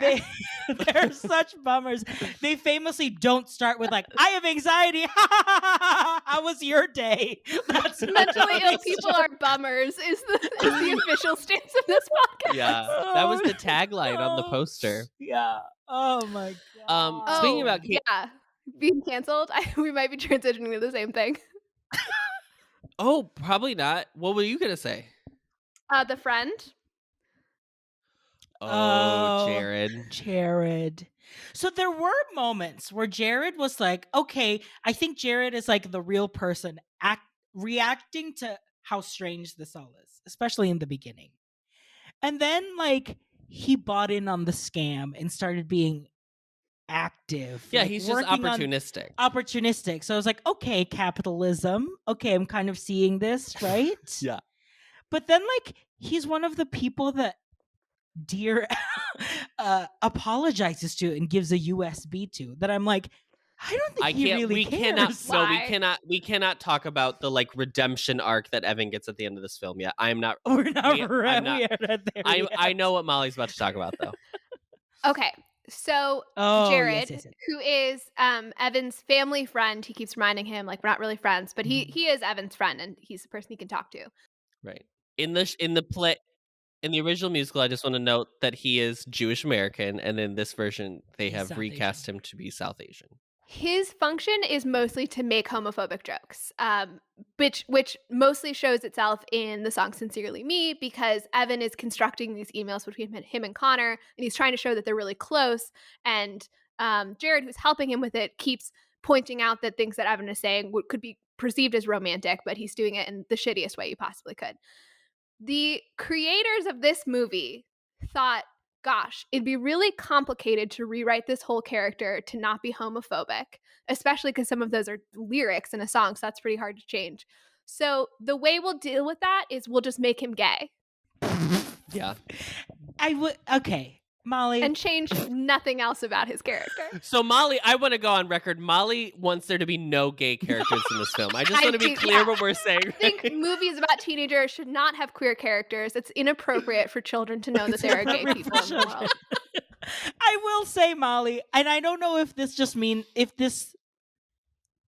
I bought into it right away because famously gay people hate gay people. Like, we truly, there is a level, which is unfortunate, that there are gay people that like deal with, well, self-hating gays. They deal with like, I'm okay. I'm not like other gays. Well, yeah, there's the like, I don't drink, so I'm a better gay. That's wild. Yeah, or like, I'm not flaming, or I'm not femme, so I am a better gay. So that probably to me was like when he was masculine gay. So when he was kind of like doing that, I was like, okay, so he's doing that type of like gay humor. Okay, got it. So I agree that there's a lot of like ironic homophobia and self-hating gays and stuff in the queer community. Where I don't see it is if it's your one straight friend in high school and your one friend is a straight guy and your whole deal is to be going, haha, wouldn't it be funny if you were gay? But so maybe if then the joke is also that Jared likes Evan and he's trying to like cajole him into being like, what if you and I? That could be an interesting plot, but it's very clearly not what's happening. Instead, he's Evan, like, a mouth's two a guys mouth. kissing. A hole's a hole, Evan. I just like, it just was such a bizarre. I like, and because I hadn't seen the stage show, when I watched it, I was like, oh, maybe he was gay the whole time. And I just like didn't realize that. And then I saw coverage that was like, no, they just changed it because they thought that would be the way to avoid critique of the homophobia. Oh my God. Or that's how it reads, at least, for sure. I can't imagine any other. I guess the other explanation would be they really thought that they did something. they thought but that's the thing is like in this movie, I imagine that they were like, this is really enlightening this story in a way that we've never done before. They must have been in a vacuum sealed room. I do think when they wrote this, I do think making this in COVID did not help. Like, go out and touch some grass, people. Like, truly. I think people were truly like, we have to appreciate every single moment, single second. Get off the internet for 5 minutes. Yeah. Yeah, maybe this was written in a time when we had all lost our sense of humor, and it was just poor timing. Then don't do this movie right now. I know. Do it later and have Ben Platt not be involved in playing Dear Evan Hansen. Or have him be another character like Tom McRae, who was the original Jamie on the West End. Mm-hmm. Or John. No, dang it, it's John. I looked it up earlier to be like, let me make sure I say the wrong one. John McRae, who played Jamie in the West End, was given another, role, like a cameo performance to do. So make Evan Hansen just a different character. Make him a teacher. Give him a but Mark Platt not going to be make financing him the principal. That film. Give him something else. Or make him like an EP in the movie, so he can still have like a sense of like, I carry this entire the story. Like it means a lot to me. I was there when I was in the workshop, so there is an insight that I can provide here. I want to touch on the last song I really want to talk about is Requiem, which is kind of like an interesting song. It's kind of very, very not melodically different from any of the other songs, but it is like interesting in that there's 3 people singing all together. Mm-hmm. Requiem is the song in which Zoe and Larry and Cynthia all kind of like deal with their feelings in their own way about Connor's suicide. Yeah.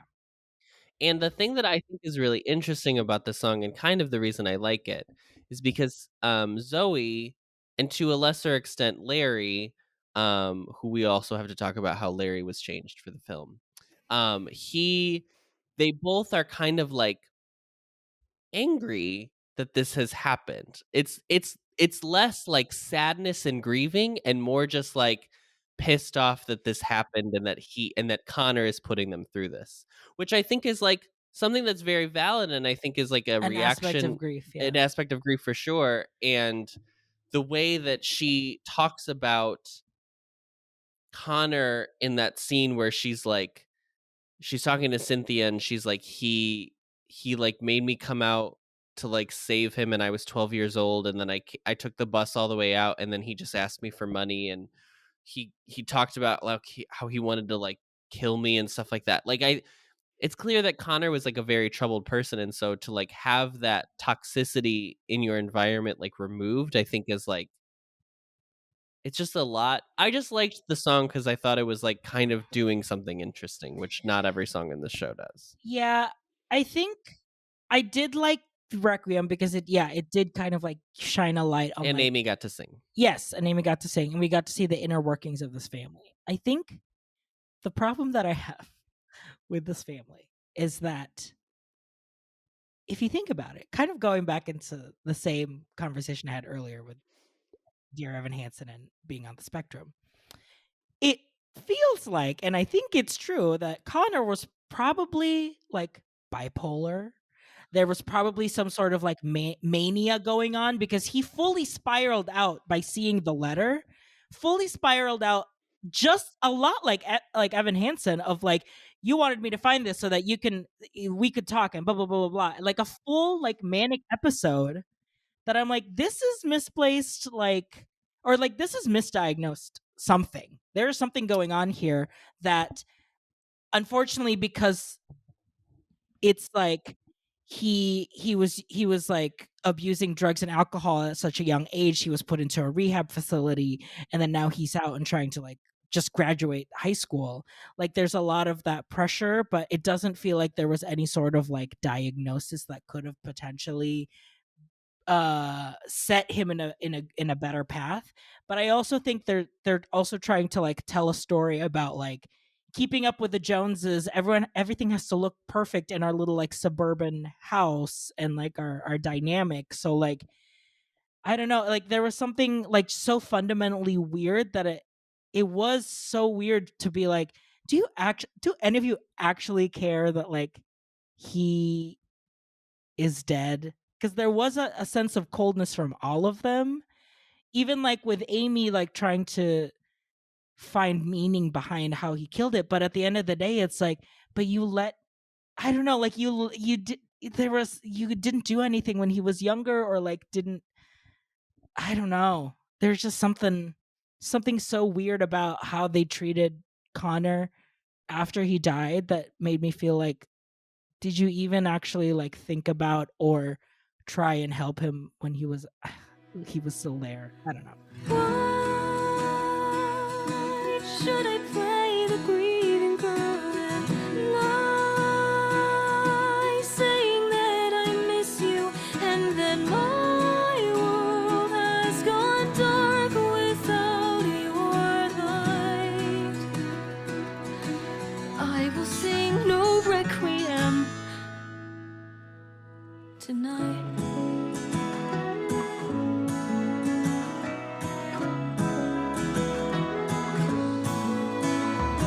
We gave you the world, you threw it away. I think though, RJ, I think what you're saying is what the song is exposing.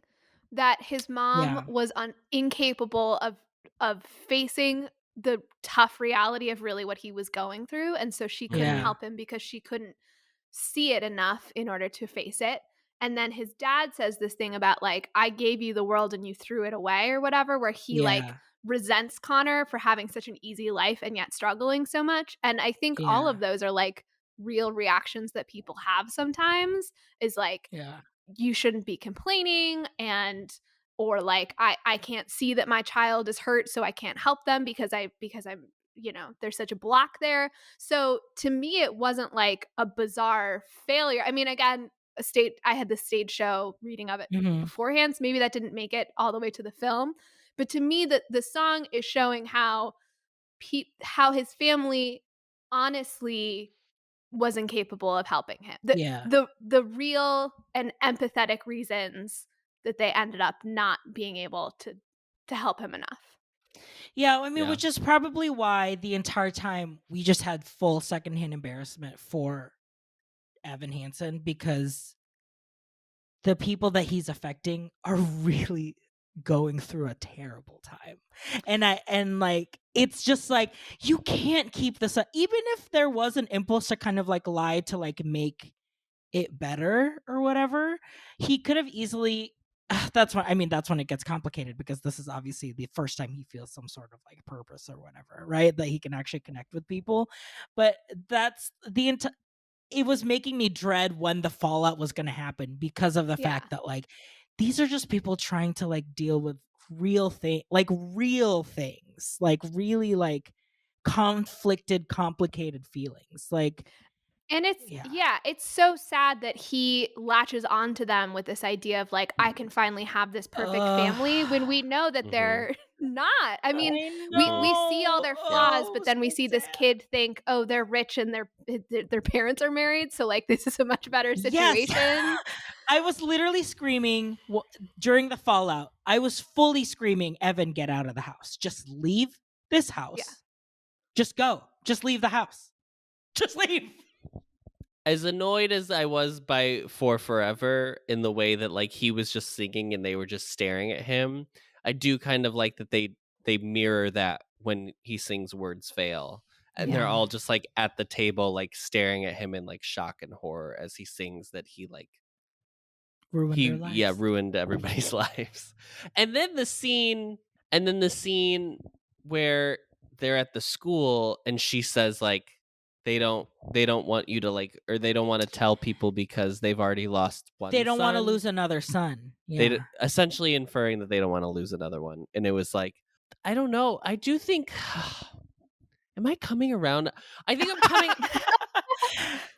I'm coming around on this story. I'm not coming around on this film, but I do think like, I think this is why this story is resonated with people on Broadway and stuff, and it won a shit ton of awards and people really enjoy it, is because it does really like run the gamut of complication that you get when there's like massive tragedy and there's no one to blame. Yeah. It would be easy if it was like this kid was murdered by somebody, because then you can take all your frustration and be angry at the person who did the murder. But like in a suicide, especially when there's one where there's not a note left, there's and that's multiple people that could be responsible, or like there's a sense of responsibility from everyone around. Correct. And I think that is the important aspect, that's what makes Evan decide to like come clean, is that like the obviously the suicide note, quote unquote, which is just the original letter that Evan wrote himself, getting out there, and then people blaming the parents. That's all. That's it. That they were just trying to find an answer. They were just trying to be like, well, now we know why he killed himself. Yeah, now we can blame somebody, which is a very real, I think, internet reaction. Yeah, 100%. This musical could be such a more interesting exploration of like virality and internet culture. And I think, and as I understand it, the stage show has like screens behind it that are like kind of constantly engaging with social media, where I was like, ooh, like I don't know exactly how it was handled, but more could have been done. But I think, Adam, what's interesting about what you're saying is that this musical, I think, ultimately fails at having something really important to say about mental health, but I think it does have important things to say about grief. And that's where it succeeds, is showing the complications of the reactions to that grief, the intimate level of the family, and then in the more public level of the school and the internet and all that stuff. It does feel like the mental health, because it's been touted, even the original production has been touted as being like this important mental health vehicle. But I am curious as to why, because it seems like the only conversation about mental health that happens is just the off chance mention that he like has anxiety and takes medication for it. This is not Next to Normal, which is like about mental health with a capital M and a capital H. Like that is like a show that is specifically targeting like mental health and prescription drugs. Although, with mental health. That show is really a critique of misdiagnosis in mental health and overprescription. And this, I think, got touted just because there was a protagonist who had anxiety. but they don't say anything interesting about anxiety, I feel. Yeah. No. Because his story is about being a charlatan, not about being Right, anxious. he's Harold Hill. Yeah, I mean the waving through a window, I think, is something that I can like connect to, and like I think I've had that feeling of like feeling disconnected from people. So I don't want to say that as nothing to say, but what it has to say is like it's hard to have anxiety. Like I don't know that we need a musical to tell us that. Bold, big and bold. Yeah. Well, it's even the like when they were creating the Connor Project or whatever, it's like they just kept saying like it's to help spread awareness. I'm like, of what? To do what? Yeah, and then we're gonna build an apple orchard, and that'll fix suicide. Yeah. But that's, I think, what you're right in, like... This is why your version of the movie is better, that it's all like... It's a satire, because, like, there's no way that you would step back and be like, we're making an orchard because he liked one. Like, a lot of the times, I feel like, in the real world, where we all live, what happens when, like, there are tragedies of, like, young people dying early, either from natural causes or unnatural causes, you know, like demons or monsters. Statistically a big issue. We'll link something in the show. I just realized I said unnatural, so I was like, which would be what? Which be what? Judgment Day, I guess. Yeah, Armageddon. I do mean the Bruce Willis film. No, but I think like normally what happens is like if people do anything, they create like a scholarship fund. And I'm thinking specifically of like someone that we went to college with passed away from cancer, very untimely, and it was very sad. And like his family created a scholarship fund. Yeah. And there was the story of the young boy in Walt Disney World who unfortunately was like taken by alligator, and that entire situation was very sad. And they've created like a little monument for him out there, and people don't like. I don't know. And I think that's kind of why there is satire in it, but I don't think that Stephen Chbosky has ever heard the word satire before or understands it. Or realized it. So we are saying that in the stage show, there is a sense of It's like a that is being critiqued. That is my reading of the stage show, but only based on reading Wikipedia and hearing the music. Yeah. So, and I feel like I've heard from other people who've either actually seen it or seen a bootleg where they have differing reads. So I'm not sure how clear that message is in the stage show. Yeah. Or if it's more of like a reading that like you just infer, like we're playing it out there, but if you pick it because up, it's, then... as I said, like this was the thing I was relating it to was having the experience of someone who I knew somewhat well, but not very well, who did commit suicide. And so it could be my reading based off my life experience, right? And so like maybe that wasn't really their point, but it's what I think of when I think about teen suicide. I do want to say one more thing I found interesting in the research while we're talking about depictions of suicide and mental health. So I thought, since we're doing something on suicide, I want to look into the 13 Reasons Why controversy when that came out, because there's a lot of critique of that show for causing a ripple effect of copycat suicides. So I found this piece, it was like an opinion piece in the Journal of the American Academy of Child and Adolescent Psychiatry. So it's basically just an opinion piece by two doctors, but backed up with some stats. And they talked about, so it's called the Werther effect when there are copycat suicides. And it's mostly apparently been studied through media reporting of like real events. But I love their originals. A Werther's original. But it hasn't been examined so much with fictional media. Sorry, you were saying about teen suicide. I don't want to interrupt you. I'm sorry. How dare you make a joke when I'm discussing suicide? We all know that's illegal. This is serious. This is about a serious topic. So they were talking about the guidelines for responsibly reporting suicide so that it doesn't cause copycat effects, and how 13 Reasons Why does like everything wrong. And a big thing that show got critiqued for was the fact that it had a very explicit depiction of the actual suicide, which the creators thought would be a real disincentive, but apparently the research shows tends to increase the effect if you show people actual methods. But the real sin that it committed that I feel like is not talked about enough is depicting suicide as a means to an end or a potential solution, because literally that show is about, hey, if you kill yourself, everyone will listen to you about what your problems have been, which is not the actual impact of suicide. You will not be present. You will not be a ghost hanging around, seeing everybody really realize how wrong they were to treat you really poorly. I mean, it's like the worst. I think it's the worst way Yeah. you could portray this, right? But as I was reading this, they mentioned a campaign that a school started called 13 Reasons Why Not, where students shared stories about reasons to not commit suicide and not to react that way, right? The other annoying thing, let me continue to complain about the show for a second, that also 13 Reasons Why never mentions depression or any mental illness in any way. So the point of the show is everyone just treated her poorly, but there's no idea of like maybe her mental state warped those events, which is also wild. Okay, a school started this 13 Reasons Why Not campaign to encourage students to like talk about difficult things they're going through, but to say like why you should continue on living, right? The school that did this in 2017 is Oxford High School in Michigan. Does that school sound familiar? Because about a week ago, there was a school shooting there. Yeah. A week ago when we're recording this. Obviously, it'll be later. I don't know what to do with this piece of information. Because the 13 Reasons Why Not campaign seemed like it got a fair bit of media coverage at the time. I went and looked it up. And I haven't seen anyone mention it in the coverage of the school shooting that just happened. I went to the school website just to make sure, and I like found a blog post about this thing in 2017, but the website had a pop-up addressing the tragedy that had just happened. So I made sure I didn't make a John and Tom McCrae mistake and just think didn't know there were two Oxford in Michigan. Oh my God. I like don't know what to do with the information that there's this school that was like involved enough to respond to this show and the impacts it was having on the community. And then 4 years later had this shooting happen. Yeah. So that's it.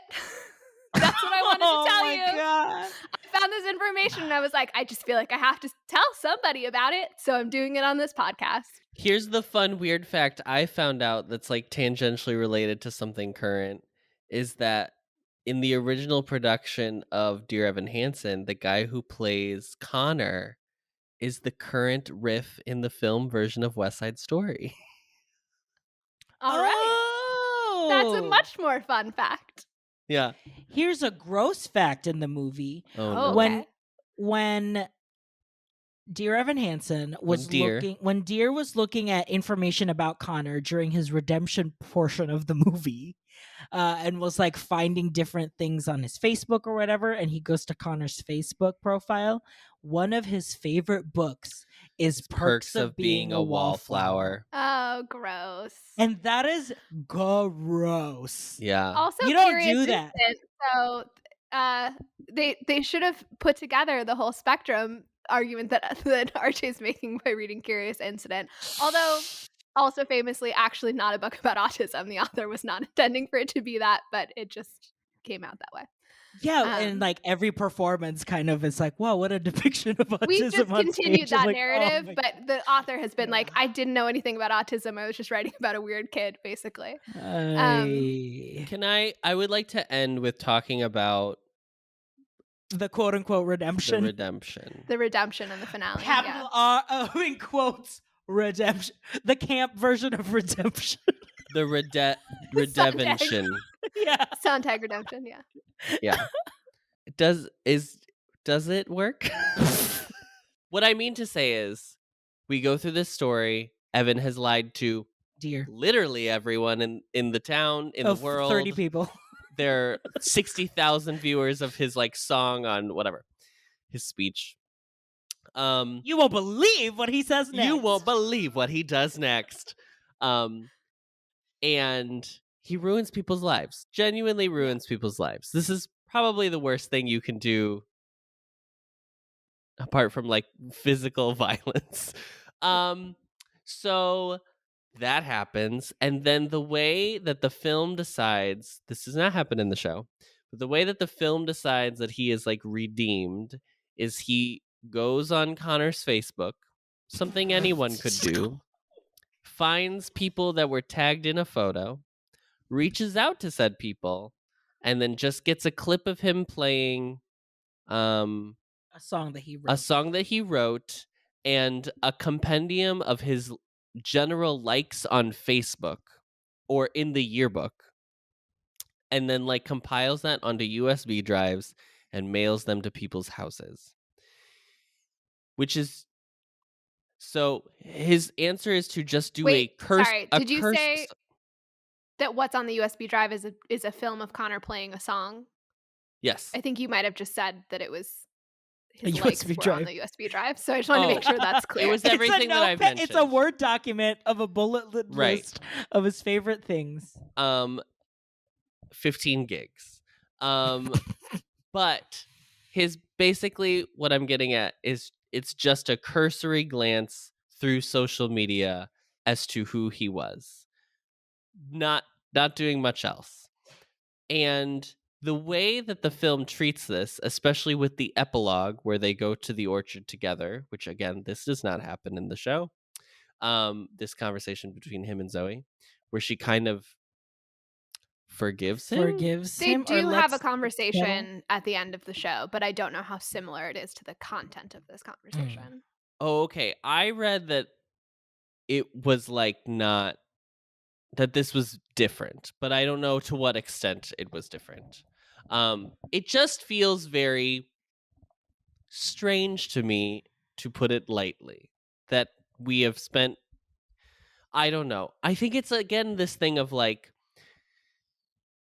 if Connor is like on the spectrum or neurodivergent in some Dear capacity. Connor? Sorry, Evan. Sorry, dear. If he's on the spectrum or neurodivergent in some capacity, then I think there is like a level of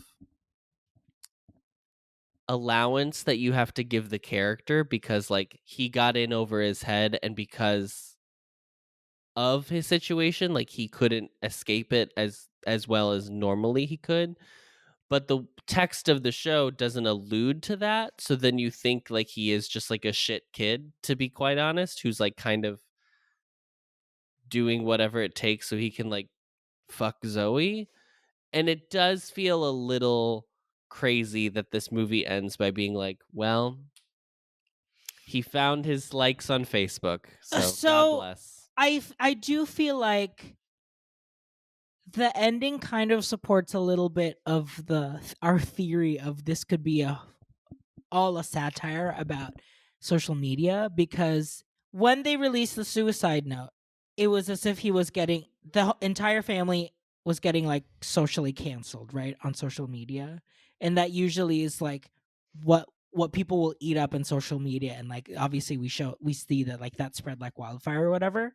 And I think like the act of Dear confessing kind of like basically nipped that in the bud. And I assumingly that like he just got canceled or like just got shunned entirely. So like showing the montage clips of him like graduating, where basically no one like paid him any attention anymore and everyone ignored him, kind of like felt like it was almost like that was like the punishment. That is enough of a punishment to kind of like go back to what he was doing before. But then also I also think that like because it was the end of senior year and they were graduating, I also kind of feel like people just like realizing like things have to move on. I definitely buy that more from like the kids at school, but I don't really buy that from the family. But also, you know, clearly we didn't see them like know how to really process grief. So like having to process grief all over again in a different traumatic way. This could, it could just be like a defeated, like we've already gone through enough. Like let's just try to forget this whole thing. Especially coming from a character like Cynthia, who is very much like I am appearances first almost. And so I did kind of like buy it in the mindset of like kind of like setting it in now, like how would like a scandal like this on social media kind of like filter through. We kind of just like point the blame for like a week of like viral tweets, and then we just like shun them or ignore them forever. And that's kind of like the punishment that we give people now if this happens today. So I think this question, and this is something that the commentators that I watched pointed out, is that we like made a lot of jokes about Ben Platt being too old for the role, but like this is the actual problem with Ben Platt being too old for the role, which is that we're supposed to understand him as a kid who messed up, and that is not visually what's happening on screen. Yeah, that's true. And I guess that a critique that happened with the stage show was that he wasn't sort of punished enough. So as I understand it, I think in the stage show, his song with his mom is kind of like the end of his story, and really what we're supposed to see is this kid brought low and being like just so in over his head and just needing his mom's comfort in that moment. And then we have like a little bit of an epilogue where he has like an awkward conversation with Zoe, and that's kind of it. Is kind of my understanding of the stage show. And I think that because in that scene with Julianne Moore, we don't get that like seeing a kid just like losing it and just Be a having kid, just yeah. messed up in a kid way. I think that's where then it feels like he has to do something to make up for it, because it's like if an adult man did this, he needs to pay restitution in some way. Yeah. And so I think that's, to me, that's the problem, is that they felt like they needed to add him making it up to people rather than just showing us like this is ultimately this story of this sad kid. And I would say like I personally like to only use neurodivergent to mean someone like on the spectrum or with ADHD, but I know some people use neurodivergent also to include mental illness. So I guess you could argue that he is neurodivergent regardless of how accurate his diagnosis is, right? So to me, I don't know that I need him to like fix it. What I need is for him to see the consequences of his actions more than I need to see him fix it.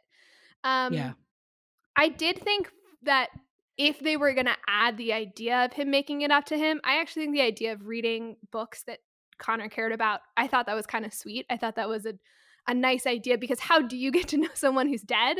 So getting to know them through understanding the things that impacted them, I think, is a nice idea. And they set up this idea earlier in the movie that Connor had this guitar but never played songs for his family. And then what Evan gets sent is a video someone took of him in rehab playing a song for his therapy group. And what I thought was cool was that the line with the guitar, Amy Adams says, "Oh, did he ever play you anything?" And Evan says no. And it's like this one moment where he's actually honest. Like there was no reason that he couldn't have just said, yes, he did. Yeah. Right? But he chose to be honest in that moment. Yeah. So I liked the idea that like he didn't go as far as he could have, and that he also went and found something of the real Connor to get back to his family, because that's the real thing that he took from them, was the memories of their son, that he replaced their son with this invented person. And so trying to give them those memories back, I think if you're going to try to do that, I don't know how better he could have done at doing that. But I think maybe it's a mistake to even give a segment to Evan fixes things. Wow, we are analyzing this movie by making this movie sound so great. The way that they wanted the Academy to analyze it. Yeah. But like with a great, like truly with all of this analysis is still clouded with the fact that like Ben Platt was still too old, so we couldn't really. Please don't watch this movie. I can't emphasize it. You won't get any of these because you will be too distracted, which I think people forget that like you may have full intention, but if the full visual experience is not being reflected to what you're intending, that is a major problem for a movie, because you're forcing people to look at something for 2 hours. You have to think about that. Yeah. I have nothing else to say about this movie. The last thing I would say is that Alana should have made a GoFundMe and not a Kickstarter, because Kickstarter, she said the word Kickstarter.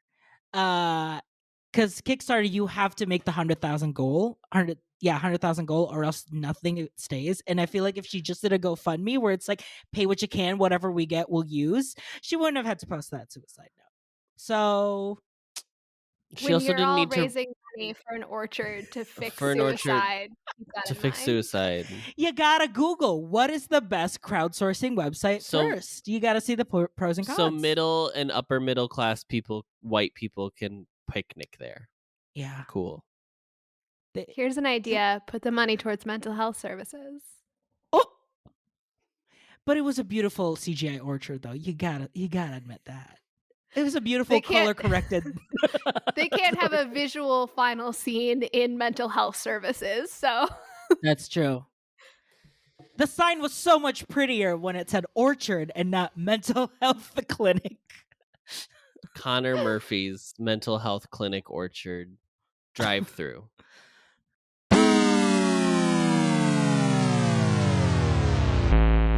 Let's talk about what the people say. Oh no. On Rotten Tomatoes, it has a critics consensus of 30%, saying Dear Evan Hansen does a fair job of capturing the emotion of its source material, but it's undermined by questionable casting and a story that's hard to swallow. Much like the pill he picks up off the floor and swallows in the film. Really a wild moment. Oh my god. Entertainment Weekly, Mary Solosi says the script may have been moved from stage to screen, but its star doesn't seem to have made that transition, and his performance reads heavily as just that, a performance. yeah. And Vanity Fair for Richard Lawson for Vanity Fair says the better version of Dear Evan Hansen would use its grim story as the means to explore the false cheer and heavily synthetic inspiration content of so much contemporary online life. Look at that. Molly and Richard Lawson. You guys already had this conversation over coffee, I'm assuming. You guys already. I should reach out to Richard Lawson. We can be friends. You already kikied about this over some pastries. But on Letterboxd, user Wainwright gives it 1 star and says, "Remember, kids, if you go through with the decision to end your life, a psychopathic Mark Zuckerberg Gollum crossbreed will manipulate your family, exploit your death, and fornicate with your sister." Oh no! Oh no! User Pink Coffee gave it 3 stars and says, "This is Joker for tenors." That is so good. Also, watching this as an early showing with a room full of theater students was like the Avengers Endgame of musical theater. Oh my god. I would have been pissed if I saw this in a theater. Truly. I think I would have been so angry. And lastly, user Olivia Craighead gave it 5 stars. And she says, "LOL, what if I really thought that?" Since we're doing burns, I just want to share my favorite Jenny Nicholson burn, which is at one point when she's describing Ben Platt's performance, he says he's warbling out high notes like an anxious Jiminy Cricket. And I just thought her descriptions of his performance were perfect. on par. Yeah. Nothing better. Maybe, Adam, I can finally convince you to actually watch a Jenny Nicholson video instead of just following her on Twitter. I do have to watch one. If your daddy had a lot of money and could do a vanity project to put you in the lead of any musical, and it has any to be project, any project, but it has to be age inappropriate in some way. Yes. What would you cast yourself as? Oh, I would 100%. Wait, hold on. Let me think about this. I was gonna say Jack and Into the Woods, and like, but me as an adult. Correct. You would still look good in that role. I would still literally look like Jack from it. So yeah, let me rethink. I'm gonna deviate from age inappropriateness and just pick an inappropriate role, which is in general. The role I've always wanted to play, but literally can't, is Sarah Brown in Ragtime, because it is very essential to that character that she's a Black woman. But that's what I would ruin my life by getting my dad to pay for me to be Sarah Brown in Ragtime. That's good. This is not age inappropriate, but it's gender inappropriate technically. I would want to play Kathy in the last 5 years. Oh my god. If we could do a gender swap last 5 years and I could be Jamie, that would be amazing. Perfect. Yeah, because you're on his side famously. Oh, I sure am. Yeah. Team Jamie. Yeah. Both Jamies, as we've established in the show. Love a Jamie. Team Jamies. Love a Jamie. honestly, I've always wanted to do a production of South Pacific where I play Bloody Mary. So, which in a camp drag context could work. No, but this movie is very earnest. But about this movie will be super serious, Yeah. just like There's Dear not a Evan hint Hansen. of comedy Dear in Bloody Evan Mary. Hansen toned South Pacific. Toned South Pacific. Yeah, deaf girl and everything. Bloody Mary is the girl I love. And it's me. Me And like also, you're not in any sort of drag. You're just presenting as yourself. just presenting as Just myself. a hoodie and some sweats. Yeah, because it has to be hyper realistic, obviously. So it's set in like a small town. Yeah. Not even Not Valley Guam, High. Not even whatever. Yeah. It's just like not Polynesia. It's a small Chicago suburb. Yeah. Great. Nailed it. Nailed it. Well, thank you so much for listening to yet another over 2-hour episode of Showgays.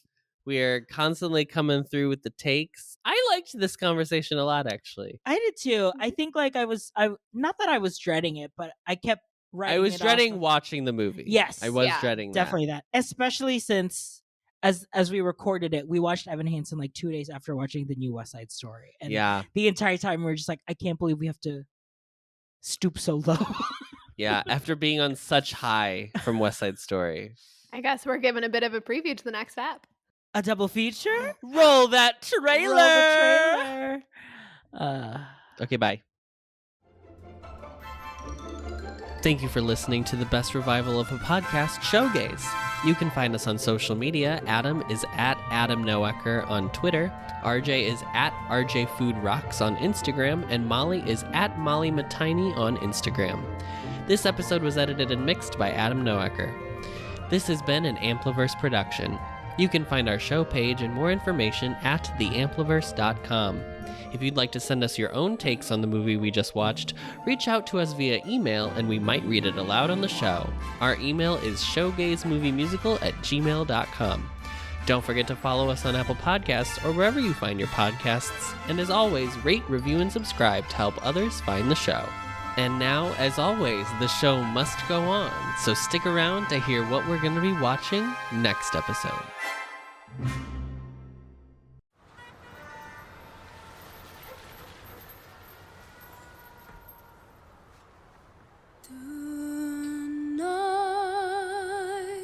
Tonight, the world is full of light. This is my first time in New York City. I want to be happy here. I want to make a life, a home.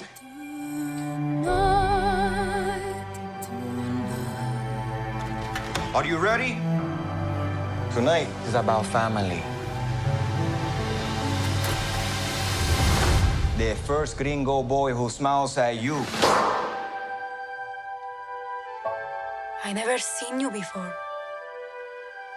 I'm not Puerto Rican. Is that okay? Do you want to start World War III? You know, I wake up to everything I know either getting sold or wrecked or being taken over by people that I don't like. You keep away from him. As long as you're in my house. I'm a grown-up now, Bernardo. I'm gonna think for myself. Tony, we need you if we're going to war.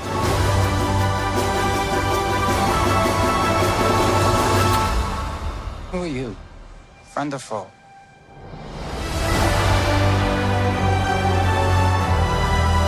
If you go with him, no one will ever forgive you.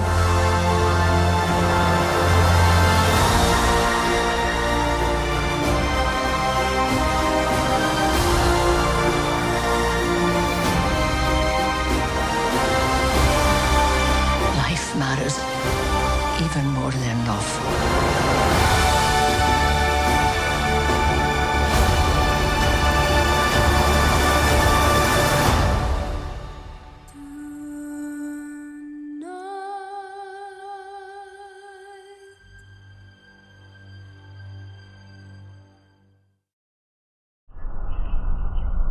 Discovering voices, building worlds. The Ampliverse.